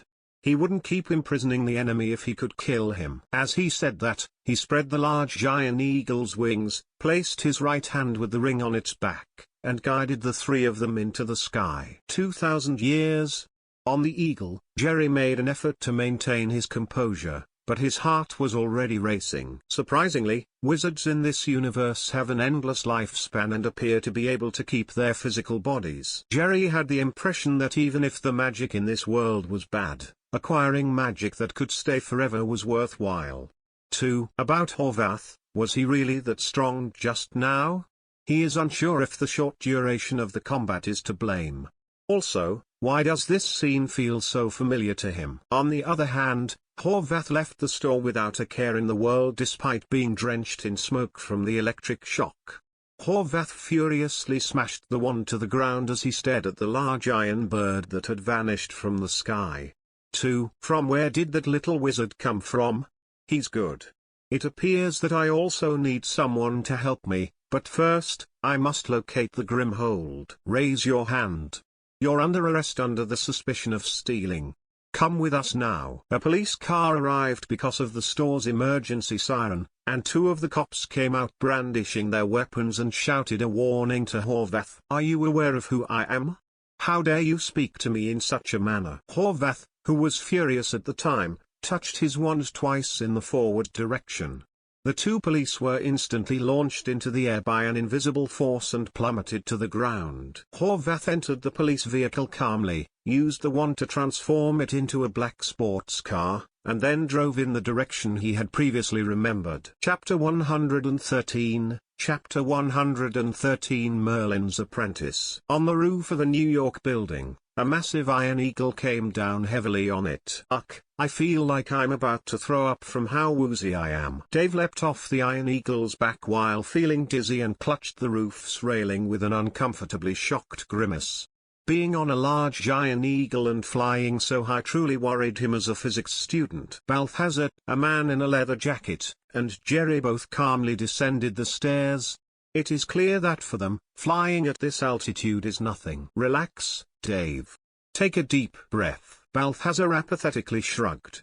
Jerry was now quietly listening to their chat while also observing Balthazar transforming the eagle into an ornament. Although they were obviously not the same, he thought the Iron Eagle's transformation and the transformation spell were fairly the same thing. Jerry can use the transfiguration spell to transform an ornament into a lifelike Iron Eagle at his present level, but he cannot command the Iron Eagle to fly like a living creature. He may, however, employ the transfiguration spell to transform it into a living creature.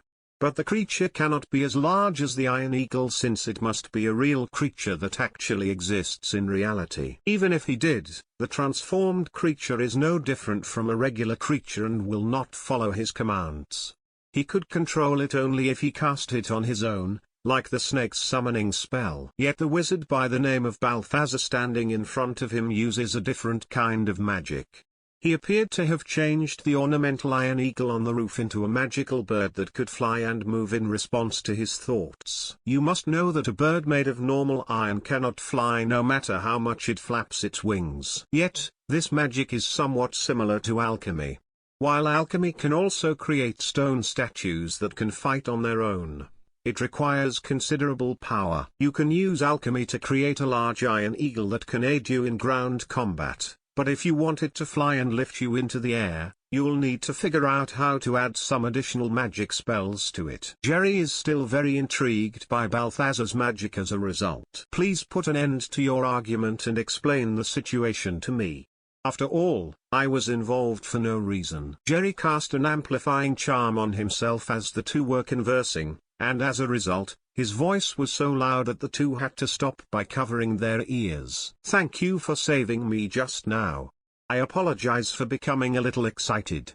I'm Dave, a sophomore physics major. The two realized Jerry still lived after maintaining their composure. Dave stood up to thank Jerry for saving him at this precise moment and to introduce himself. Dave unintentionally wandered into Balthazar's antique store during a school trip 10 years ago when he was still in the 4th grade. Balthazar pulled out a dragon ring after spotting him. When he spotted him, the ring suddenly sprang to life and flew right onto his finger, where it settled. 3. Balthazar insisted on taking him on as an apprentice and teaching him magic after coming to the conclusion that he was the one who had inherited Merlin's abilities. During this time, he unintentionally released the middle-aged man who had just attacked him by dropping a Russian matryoshka doll known as the Grimhold. The middle-aged man and the man in the leather coat used magic to fight each other in the antique shop. Dave ran away with the Russian doll out of fear. He ran into his teacher and classmates when he got outside, and he enthusiastically told them what had happened in the antique shop. The two wizards who battled with magic, as Dave had claimed, were not present in the antique shop when the teacher instructed the students to unlock the door and go inside. There was no one there, and it was just your typical antique store. Because of this, David was diagnosed with a delusional disorder. His students made fun of him and gave the disorder the name Dave Stutler's delusional disorder. He encountered those two wizards again 10 years later after finally letting go of the embarrassing incident from his past. He had always wished to be the best physicist. You can call me Jerry, and I understand your situation. Jerry raised the amplifying charm and immediately began to hunt for a memory buried deep within his brain because the story sounded familiar. It is hard for him to recall every memory from his prior life, which spanned more than 30 years. He needs to use refreshing carefully to delve through the depths of his memory for some memories that have been long since buried. Oh. The Sorcerer's Apprentice. A mental image materialized in an instant. While he was still a college student, he sat aside and observed a movie being watched by a certain roommate using a computer in the dorm. The Sorcerer's Apprentice is the title of that film. The narrative is a perfect match for what Dave just said. Balthazar also came forward at this time and introduced himself to Jerry. Hello, Master Jerry. I'm Balthazar, and I want to thank you for saving Dave just now. What magic school do you attend, by the way? The young wizard in front of him may not appear to be very old, but he has excellent magical skills. He is certainly a genius wizard if he could battle Horvath without getting hurt. Which school? Well, Hogwarts School. Jerry is unaware of the existence of any magic schools in this universe. He briefly used the name Hogwarts because the only mentioned schools in the film together are the Merlinians or the Morganians schools. It is actually acceptable to identify yourself as a Hogwarts student and state that you attend that institution. As Balthazar heard this, he momentarily froze. Hogwarts School? I have lived for more than 2,000 years but never heard of this school. Chapter 114. Chapter 114. Ring on the left, wand on the right. Wizards live such lengthy lives in this world. As Jerry learned Balthazar's age, his eyes glowed once more. Balthazar, Horvath, and Veronica are three of Merlin's disciples who, if he remembered correctly, could all live eternally. Morgana, who was imprisoned in the Grimhold, is likewise immortal. From this viewpoint, it appears that a wizard in this world can attain longevity without too much difficulty. If not, it would be impossible for there to be so many wizards who live for more than 2,000 years. While it is very old, our Hogwarts school is not well known. It is concealed in Scotland's isolated woodlands. It is understandable if you haven't heard of it because it has always existed as a solitary branch and does not communicate with the outside world. I moved away from there and settled in New York for unique reasons. It's clear that Jerry has no trouble telling lies when they come out of his mouth. As Balthazar heard this, he nodded. It makes sense why your magic appears a little different from the older school. I apologize for involving you this time. I'll handle the rest, but you'd better get out of New York right now or Horvath may trouble you later. Balthazar does not want a child to be involved in such a risky mission, despite Jerry's apparent youth and high magical abilities. Even Dave wouldn't be involved if he wasn't the inheritor who could defeat Morgana. Could you please elaborate on the Grimhold you just mentioned? Why did he seek the Grimhold, exactly? Now, Jerry wouldn't leave. Becoming friends with this wizard is the best way to learn the most potent magic in this world and the secret to immortality. If not, why would he teach him? He had originally intended to create the immortality potion and take the Philosopher's Stone in order to become immortal. Yet, the immortality produced by combining the magic stone with the longevity potion also has a drawback. The Fantastic Beasts and Where to Find Them series contains examples of it. That form of immortality can only compel the soul to remain within the body, and since the body will continue to age over time, it won't be all that different from a walking corpse. Whether it is Balthazar or Horvath, immortality in this universe is definitely different. They have lived for more than 2,000 years, but neither their physical appearance nor their aging have changed in the slightest. Balthazar has been consistently working on his magic for more than 2,000 years, honing his magic to a higher level. It can be referred to as the ideal immortality technique. As Balthazar heard this, he sighed. When we locate the Grimhold, we'll discuss the specifics. In short, Morgana herself and the Morganians have been sealed by the Grimhold. They will end the world if Horvath discovers them and lets them loose. The Morgana that almost wiping out humanity? Wasn't she killed by the legendary Merlin? Jerry faked his shock. Balthazar shrugged. Her magic is just too strong. Horvath had betrayed Merlin at that point, leaving him gravely hurt, so she was just sealed in it. I'm not strong enough to kill her now. Dave, who is Merlin's successor, is the only person who can do it. Dave shook his head vigorously. At this point you've got to be kidding. I neither have Merlin's magic nor am I a direct descendant of him. I no longer desire to work with magic. I simply want to have an ordinary life. 3. When Balthazar held out his hand, a locker materialized with the aid of his magic. In front of Dave, he removed a ring in the shape of a dragon from his locker and asked, if you genuinely want to live an ordinary life, why keep this ring? Jerry glanced at the ring in Balthazar's hand and knew it was Merlin's dragon ring.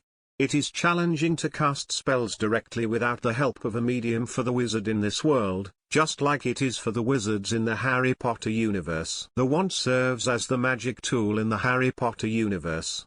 It is challenging to cast magic normally without the wand, unless you are a good wizard. The same is true in this world, excluding the two most powerful wizards, Morgana and Merlin. All other wizards require a medium in order to work magic. The majority of wizards wear rings on their hands, although some also cast spells using scepters, necklaces, and other objects. Dave has inherited Merlin's strength.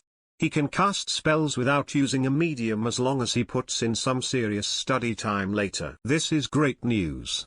Jerry has always believed that using a wand to cast spells is dangerous. He can't cast spells because it is now impossible to do so without a wand, and when he doesn't have his hand, he ceases to be a wizard and becomes just like any other person. Just like when he was in a physical education class at school, because the wand was in the locker, he couldn't perform magic, so he was forced to take off his shirt. Moreover, the wand's construction is weak wood, which will readily break if it is attacked. Once he drops his wand, he will be in risk if someone finds this weakness of his and launches a focused attack. But the ring is different, it is hidden better on the hand, and the metal is more durable. In the future, he will be able to operate both the ring and the wand entirely with his left hand. He can offer the enemy a great surprise when the latter breaks his wand, believing that he has discovered his weakness. It is simple to get hurt. As for how to get the ring, of course, it was taken by force. But, for the time being, he must not take the dragon ring. It is Dave's, and Balthazar will never let him go. Nevertheless, if they are defeated by those wizards sent by Morgana, perhaps he can obtain it from them. The most significant factor is that Jerry learned about it through his recall of the movie snippets and the recent struggle with Horvath. The actual combat prowess of the wizards in this world does not seem to be particularly impressive, despite the fact that many of their magic spells are quite interesting and they have lived lengthy lives. He even believed that there would be no way to end the world at all if Morgana, the most powerful witch in history, were truly freed. The present is unlike 2,000 years ago. Morgana could conquer the world with magic, but in the high-tech era of today, those kinds of method is not effective. Wizards in particular seem to be susceptible to electrical damage in this universe. In the film, Morgana was ultimately killed by David's succession of lightning-based spells. Chapter 115 Chapter 115 arrived in Chinatown. Jerry made this assessment, nonetheless, based on the circumstances at hand. It is challenging to determine the truth. He hasn't actually had a chance to witness Morgana's strength himself, after all. One cannot draw a complete conclusion from the movie's performance alone. Possibly the greatest witch in history has much greater strength than he anticipated. In other words, it would be best to keep her inside for the time being.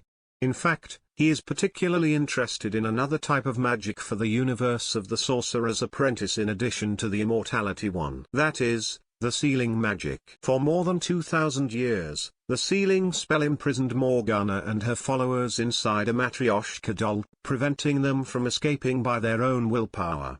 It is obvious how strong this spell is. If he mastered this ability, he would be able to directly seal Voldemort's remaining soul when he returned to the Harry Potter universe. Even if he was as powerful as Dumbledore, he could not stop Voldemort because his Horcruxes had not been totally destroyed.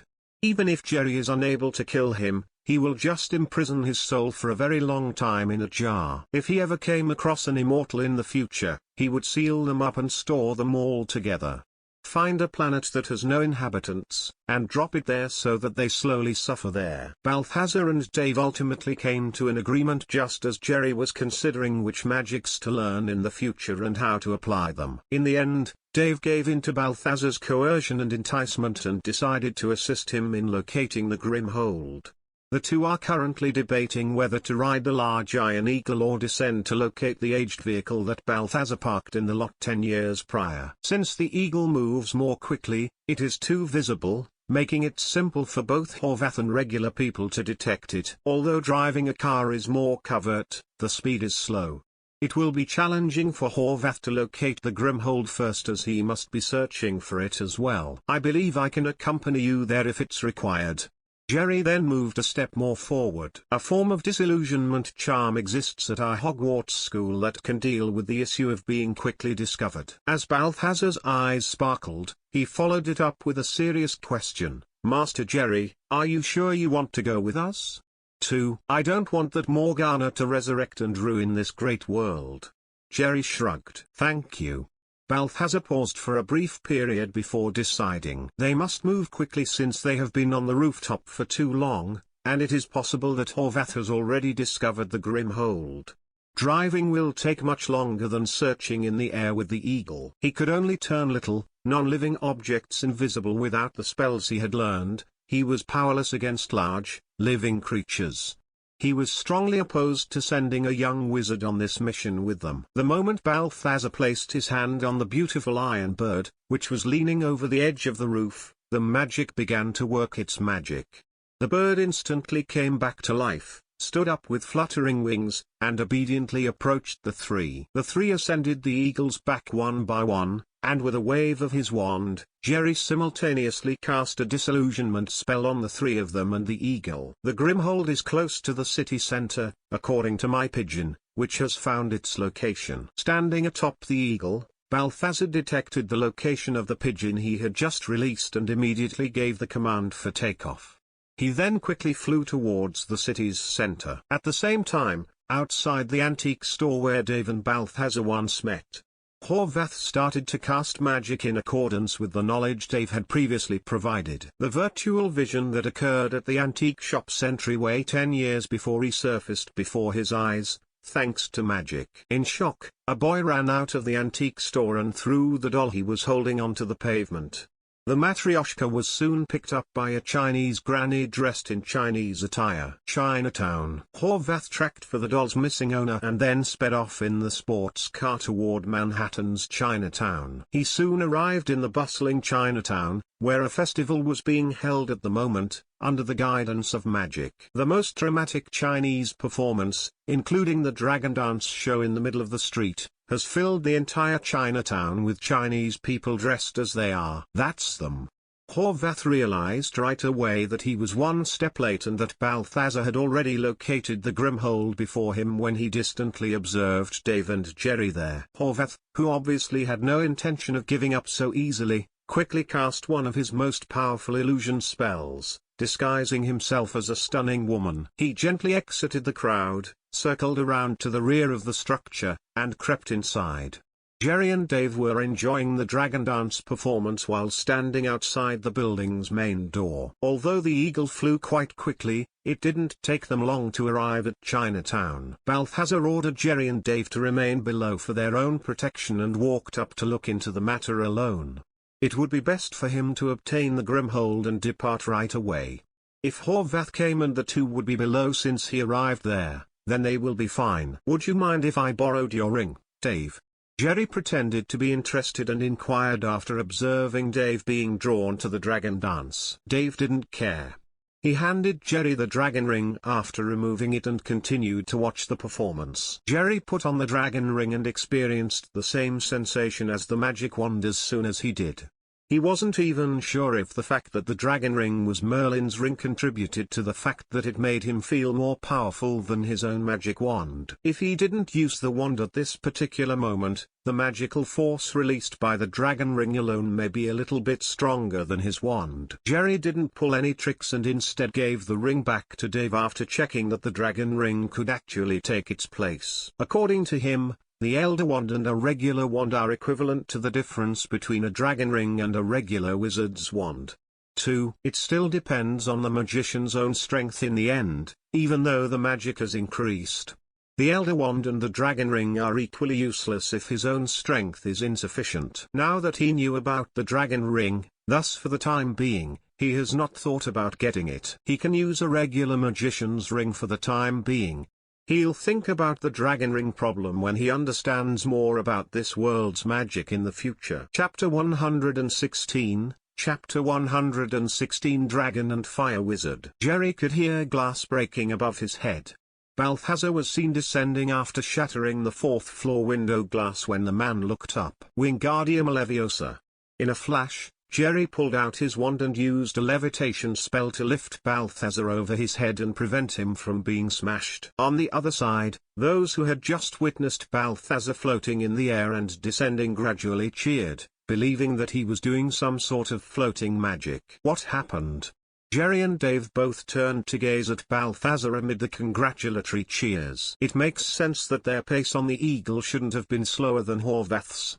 Why Balthazar was still being attacked. Before Balthazar could respond, Horvath on the fourth floor grinned while sticking his head out of the window while carrying a Russian doll. Balthazar, you are still so easily deceived. It turned out that the young woman Horvath had just converted was Veronica, who had bound Morgana's soul with her own body 2,000 years before. The two of them had ultimately been trapped together in the Grimhold. She is also Balthazar's lover and Merlin's student at the same time. Horvath changed into Veronica, knocked on the door, and entered when Balthazar grabbed the Grimhold. Balthazar froze when he first spotted Veronica and immediately relaxed his guard. Horvath seized the chance to grab the Grimhold and deploy an air cannon to immediately blow the defenseless Balthazar out the window. "Get the Grimhold first, and we'll talk about it afterwards." Balthazar realized that this wasn't the right time to explain.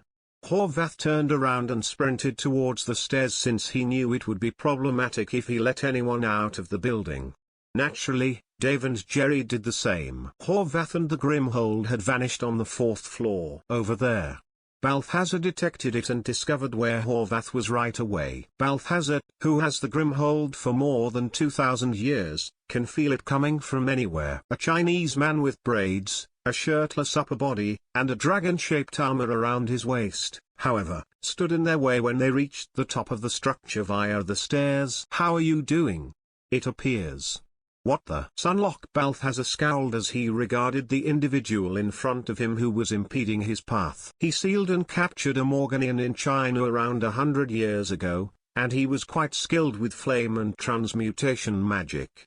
Even if his overall strength is superior, stopping here at this time cannot be addressed quickly. With this person around, it would be difficult to capture Horvath and recover the Grimhold. Horvath was carrying a wand and pointing at a sheet of paper with a pterosaur in his hand at this very moment, standing behind Sunlock. Flying out of the paper, the pterosaur, which isn't much smaller than the eagle, landed in front of Horvath. "Goodbye." Horvath triumphantly mounted the back of the pterosaur, waved his hand at Balthazar, and took off into the sky. "Follow him. Leave this guy to me for now." Jerry stepped forward after picking up his wand. Balthazar pondered for a few moments before nodding.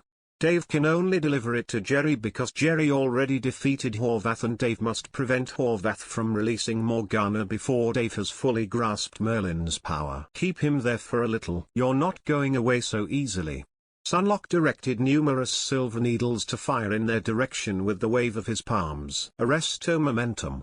All the silver needles were fixed in midair when Jerry cast a slowing charm. He obviously coveted Sunlock's magic ring, which was the main motivation for his desire to remain. Without Sunlock's interference, Balthazar was able to concentrate fast on using magic. He also immediately summoned the Iron Eagle that had previously been left outside Chinatown and directed Dave to ride it to pursue Horvath. As Sunlock realized this, he instantly gave up trying to control the silver needle. He then prepared to use magic when a blue light unexpectedly erupted from the opposite direction. Jerry actually cast a sleeping charm spell on Sunlock, as it turned out. Sunlock quickly raised a solid flame shield in front of him to deflect Jerry's sleeping charm with a wave of both hands. Jerry was not in a rush as he pulled out a wizard robe from the bag and put it on while swearing in the language he was most comfortable with when he saw Sunlock obstructing his magic with a fire shield. The wizard's robe contains a Protego charm that can significantly bolster his defense. Sunlock felt enraged as soon as he heard Jerry's words. When he rubbed his hands together, a large fireball developed, moved in Jerry's direction, and then launched at him like a cannonball. As Jerry realized this, he showed no signs of worry and promptly aimed his wand at the wizard robe to activate it in its second mode, forming another layer of Protego charm. The defensive cover deflected the fireball, which only caused a tiny tremor when it struck him. He put his wand away and used the arrow shooting spell to shoot more than a dozen precise arrows at Sunlock.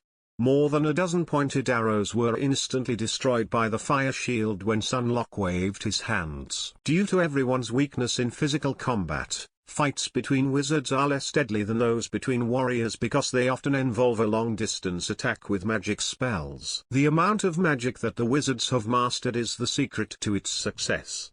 They have more options for offensive strategies the more magic they have mastered. It also resides in one's comprehension of magic.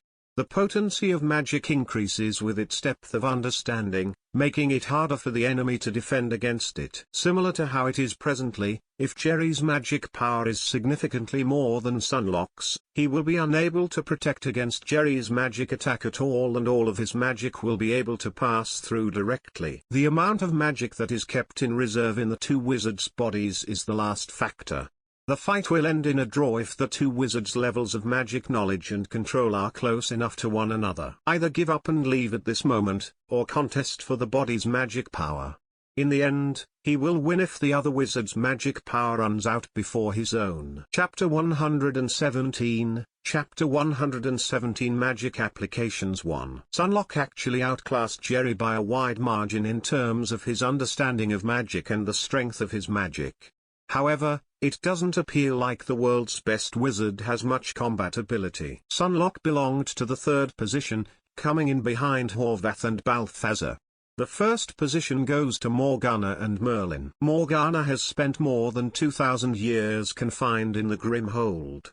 Jerry has certainly not accumulated anywhere like Morgana's level of magical ability. Jerry is not a typical wizard in this world, and the magic system he learned is also unique to this world, which is mostly why he hasn't been defeated right away. It is an advanced protective spell that few adult wizards in the Harry Potter universe can master, much as the Protego charm on his wizard robe. In addition to being unable to resist the killing curse, it is challenging to get beyond the Protego charm's resistance as long as the power of most magic is not excessive. Sunlock's fire magic is undoubtedly strong, but it can temporarily aid Jerry. If Jerry fights too long and loses all of his magic power, he will lose. Jerry also understood that Sunlock's main magic was not fire but rather a unique form of magic that could summon a dragon to help him in an attack. Jerry cannot defeat that dragon with his current power.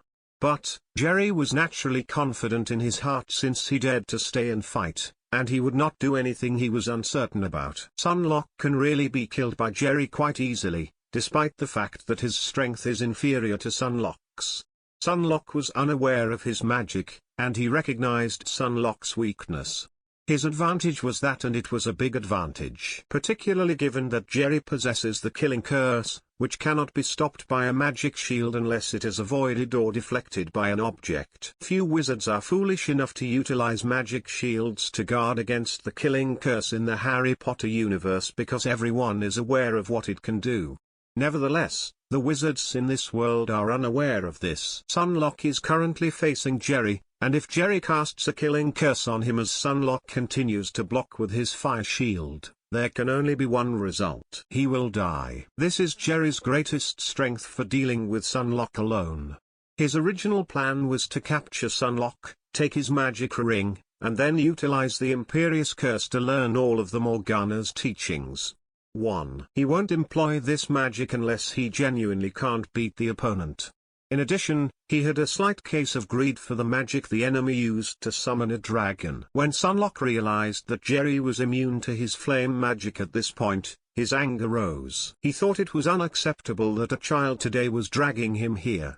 He stopped attempting to damage Jerry's potent magic robe using fire magic.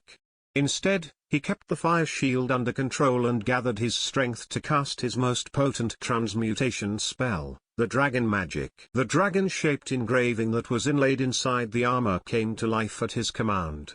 The artificial dragon that had been dancing about underneath the building changed into a black solid dragon at the same time, thanks to the carving of a dragon on Sunlock's armor. When Sunlock needed assistance fighting, the dragon flicked its beard, let out a large ball of flame, and then leapt to the top of the structure. Sunlock, who was attempting to manage the dragon there, suddenly groaned as the dragon's head approached the roof. It appears that I won't need to use the killing curse.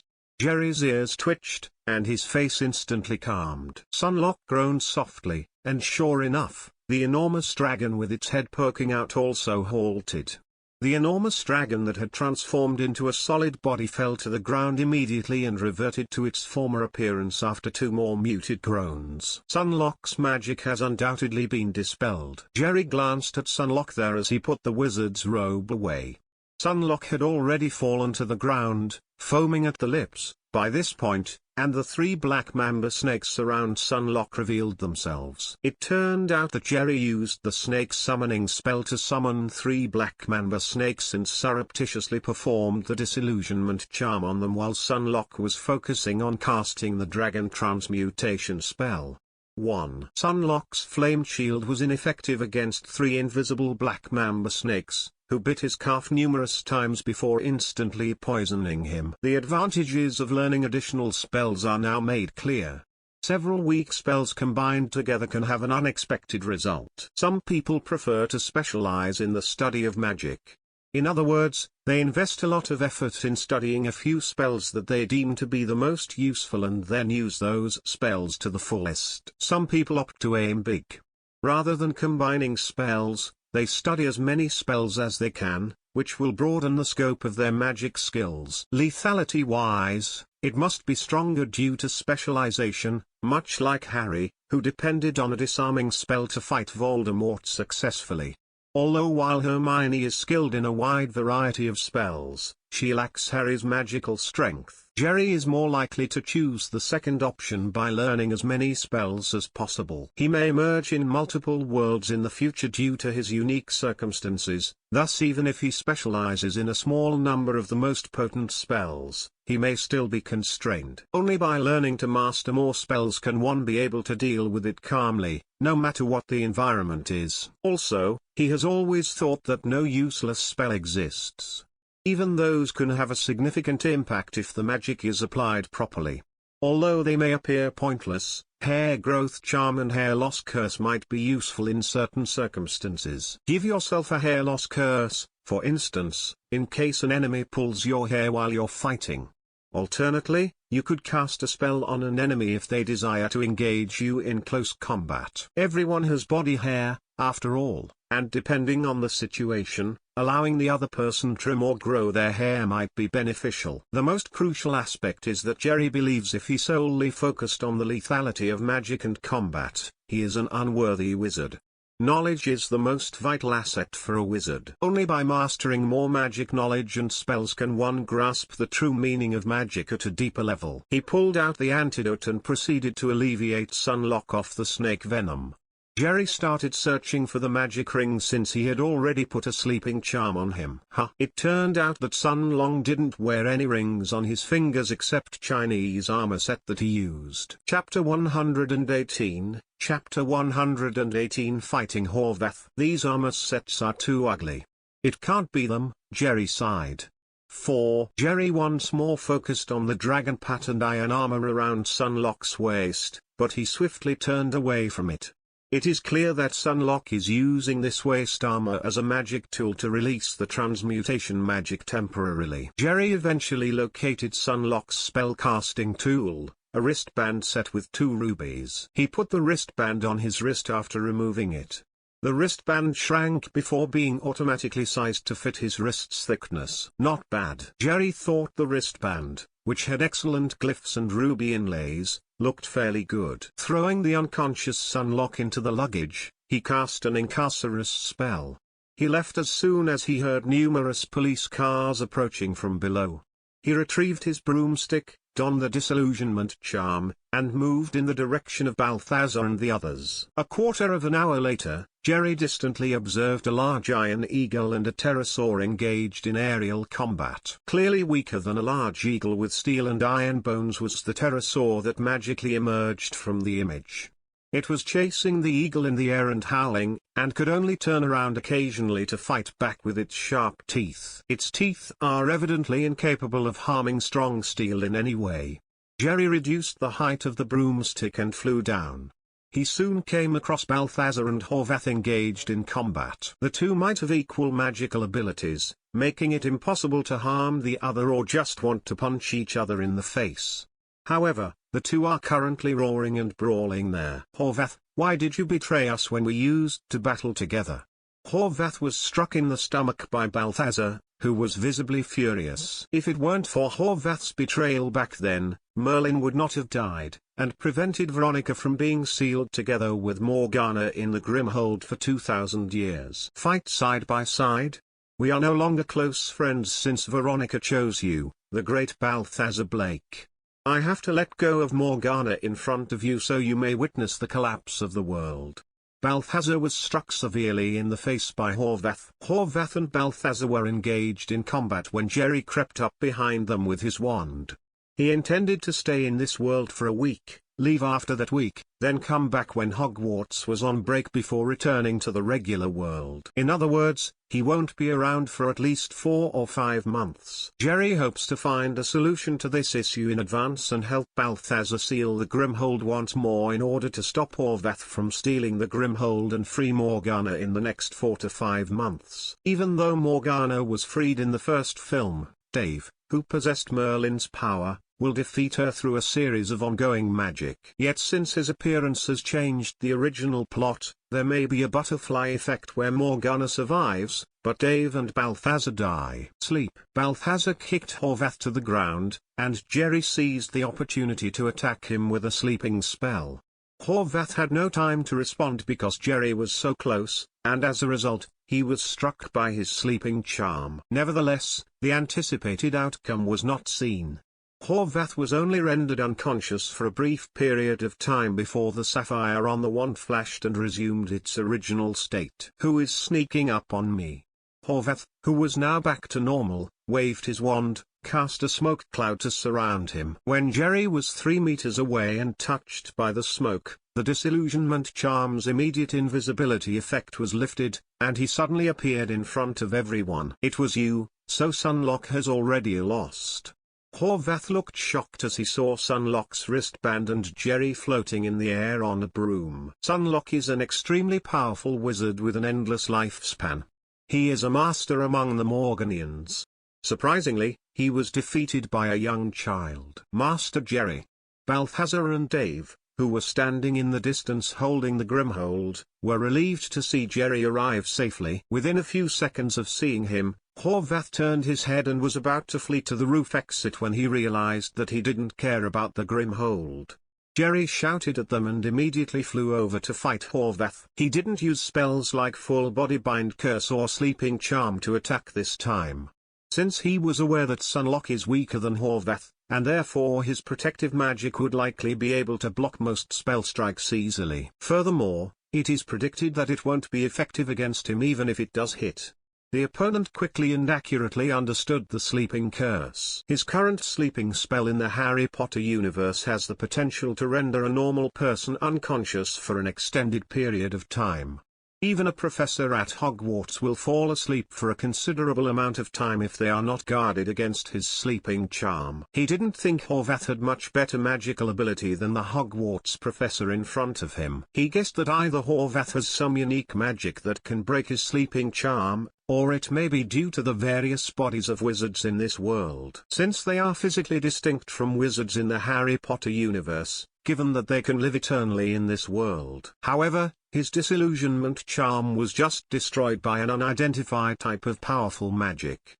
He employed Snape's signature magic, which he had long since mastered, just to be safe. Sectum Sempra. With a wave of the wand, several invisible sharp blades quickly flew toward Horvath. Chapter 119, Chapter 119 Immortal Body Weakness. In fact, Horvath is the second strongest Morganian wizard, second only to Morgana.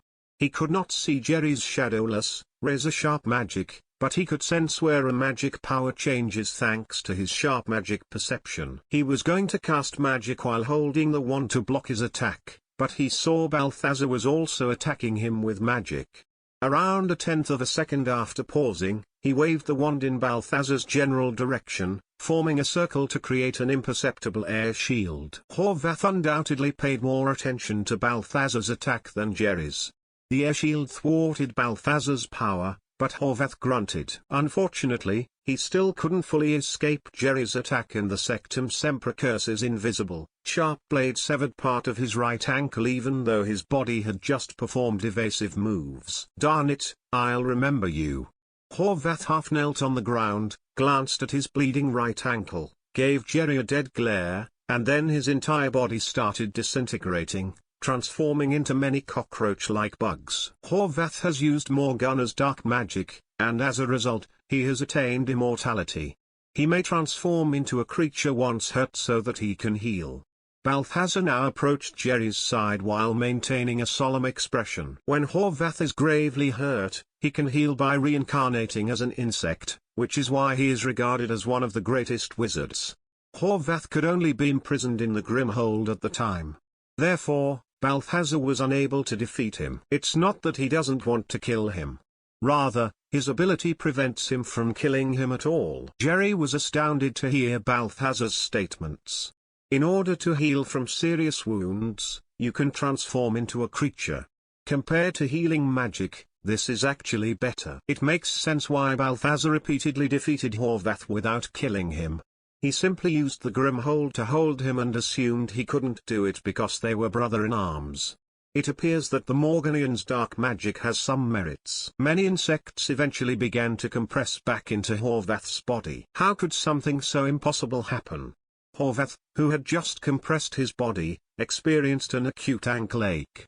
He was still bleeding from his ankle when he looked down, and there was no sign of any healing. Horvath was not the only one who was shocked. Balthazar was as well. Jerry paused for a time before coming to a sudden realization. The opponent's incarnation magic to heal wounds is definitely incredibly potent, but the Sectum Sempra curse he just cast is also some of the best dark magic around. Snape created the Sectum Sempra curse. There is another unique attribute in addition to the one of being invisible. In other words, the damage it inflicts is not just regular damage. It also carries a unique dark magic curse. Any healing magic won't be able to remove the effect unless the equivalent counter curse is cast. Horvath takes the form of an insect to heal his wounds, but it cannot reverse the effects of the Sectum Sempra curse. He can't heal his ankle because it is still bleeding. What kind of magic are you using? Horvath ultimately lost control after realizing that his biggest hole card was in trouble. His immortality would no longer be useful because he could not recuperate from his wounds. He would perish in this world if the little wizard's spell struck him again. Sectum Sempra. Jerry, who has rich combat experience, would not waste time answering the enemy's questions but threw out the curse once again without saying anything. But this time, he chose to shoot at Horvath's neck. One could know it was dark magica to look if it weren't for the killing curse's green light. After utilizing it, he refrained from invoking the killing curse directly out of concern that Balthazar would suspect him. The Sectum Sempra curse can destroy Horvath's immortal body, and casting the killing curse may be effective on him. Now Jerry even believed that Morgana, who was imprisoned in the darkest corner of the Grimhold, would struggle if she were to be affected by his killing curse. Of course, nothing like this has been thoroughly tested. So, he is unable to say with certainty just yet. Horvath would perform some magic to leave when he encountered Jerry's Sectum Sempra curse again. He didn't dare to be negligent and instead directly blocked him with an air shield. But Balthazar, who was standing next to Jerry, was also casting magic at this moment. As soon as he noticed Balthazar raising his hands, the iron railing on the roof abruptly detached itself from the structure. He circled Horvath and bound up his entire body under his control. Don't kill him. After having Horvath under control, Balthazar quickly halted Jerry when he noticed that he was raising his wand again and preparing to cast magic. Jerry turned to face Balthazar and wore a bewildered expression. This is the one who deceived his own teacher, tragically killed his teacher, and sealed his friend's lover for more than 2,000 years. For what reason was he preventing him from killing Horvath? As Balthazar noticed Jerry's uncertainty, he used the guardrail's bars to entangle Horvath like a snake and knocked the wand out of his hand, preventing him from casting spells. He explained, because of Morgana's excessive power, the Grimhold cannot keep her sealed for an extended period of time. To increase their magical strength of the seal, a second and third layer of the seal must be added, and these Morganians provide the magic power for each layer of the seal. It turns out that the major goal of the sealing technique is to draw out the person's power to be a catalyst for the seal. Balthazar then formed nesting dolls outside the Grimhold and sealed Horvath and a few other Morganians wizards. The Grimhold can be sealed for a longer period of time by drawing on the magic of these Morganians wizards. Jerry heard Balthazar's explanation and understood it right away. It makes sense that Sunlock and Anon are on the Matryoshka's second layer. Instead of killing them when Balthazar caught them, he just locked them. Horvath, unlike Sunlock and Anon which has an immortal body. The purpose, as it turned out, was to draw on their magic power to fortify the seal. That being said, Jerry removed his wand and stopped casting the Sectum Sempra curse. Morgana should definitely be sealed for a longer amount of time. He had not actually tested his killing curse, despite his assumption that it could kill Morgana. Thus, to be safe, keep Morgana sealed and wait to resolve this concealed threat until Dave has fully inherited Merlin's strength, at which point he will become stronger. Chapter 120, Chapter 120 Jerry's Favor. Jerry nodded and put his wand away after fully comprehending the situation. 3. Grab the Grimhold, Dave. Balthazar asked David, who was hidden behind the water tank on the roof, as soon as he saw Jerry put away his wand. Dave strode over, holding the Grimhold, when he realized that this side was secure and that Horvath was apprehended. I didn't think the fairy tale's depiction of a wizard riding a broomstick would be real. It was always like a fairy tale to me. Dave couldn't help but gasp when he saw Jerry riding his broomstick in midair, handing Balthazar the Grimhold. When Jerry heard this, he smiled. It is not similar to the Iron Eagle he has, but it is a magical artifact that is only found at our Hogwarts school that helps us with flying. It is ineffective for combat. If you want it, I'll prepare another and give it to you in the future. Dave's future is bright because he is Merlin's powers successor, so cultivating strong bonds with people while he is still learning is wise. Really? Dave's voice was surprisingly surprised. David has worn the dragon ring on one finger for the past 10 years, demonstrating his deep-seated obsession with magic and anything associated with it. Balthazar, you will fail. You have little chance of winning, and I will return. Morgana will dominate the world sooner or later. Horvath yelled fiercely, changed into a bunch of insects, and was pulled into the Grimhold by Balthazar's sorcery. A nesting doll reappeared on the Grimhold's outermost layer. You can give the ring back to me, Dave. I'll stick to what I said. If you help me locate the Grimhold, I promise never to meddle in your personal life again. Balthazar put the Grimhold away and reached out to Dave. Dave touched the dragon ring he was holding but took his time taking it off. Finally, he stated hesitantly, as if he had already made up his mind, I want to learn magic. Balthazar immediately smiled brightly after hearing this. Jerry, on the other hand, gave a head shake. Dave has not learned magic nor awakened Merlin's power, so it would be difficult to bring him along. But Balthazar persisted in bringing him to find the Grimhold. The real goal is to let Dave personally experience the allure of magic so that he might fall deeply in love with it once more. Obviously, Balthazar's goal has been achieved. I'm grateful, Master Jerry. We might not have been able to locate the Grimhold so easily without your assistance. Balthazar finished Dave, turned around, and sincerely thanked Jerry. It's nothing. Every wizard must stop Morgana from destroying the world. Jerry stowed the broom and waved his hand briskly. He then appeared to pause after finishing his sentence and proceeded, I have a request, Master Balthazar. Of course, you are free to reject me right away if you feel it is wrong. What request?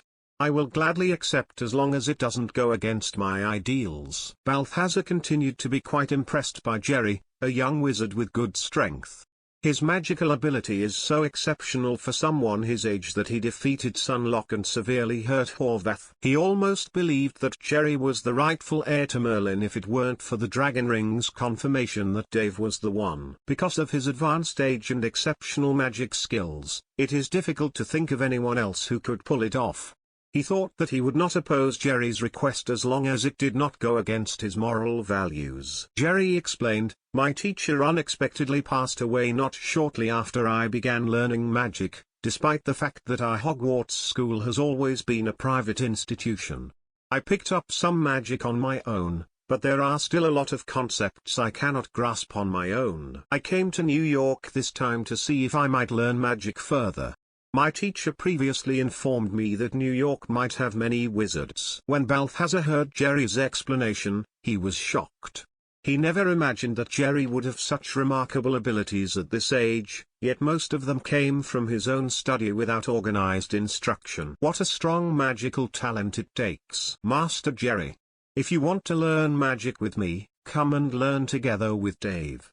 You can ask me questions if you don't understand anything, Balthazar agreed to the suggestion without waiting for Jerry to explain it fully. Balthazar no longer has any sectarian beliefs in his heart because he has lived for 2,000 years and witnessed the growth and changes that have occurred throughout 2,000 years of human history. Now, killing Morgana totally, finding the dragon ring's heir, saving his girlfriend, and granting the teacher's dying desire is his sole purpose. Jerry is a powerful wizard who can't be defeated easily, even though it might overcome Dave's potential in a short time. Jerry's magic strength needs to be enhanced, which is similar to developing a strong ally. This will greatly aid the ability to face Morgana in the future. Why wouldn't he want to? Also, Jerry was a big assistance in getting the Grimhold back this time. Well, Master Balthazar, thank you. Jerry's face lit up when he heard Balthazar's answer. He had no doubt that Balthazar would agree to his request, so he was delighted to learn that he did so easily. He must master the power of this world quickly because Balthazar is guiding him, and Sunlock is in the suitcase. We must, however, locate a location where we can practice and study magic. It is preferable to remain unnoticed and difficult to find by regular people. Balthazar turned to face Dave and Jerry. I haven't been in New York for very long, and I'm now staying in a hotel, so... Jerry shook his head. I have an idea. David raised his hand at this point and stated, I have a big laboratory in an abandoned subway corridor. My professor found it for me through his connections. The location is very hidden, and ordinary people basically don't go there. Very well, let's go there then. Balthazar nodded and looked at Jerry again. It's also really good, in my opinion.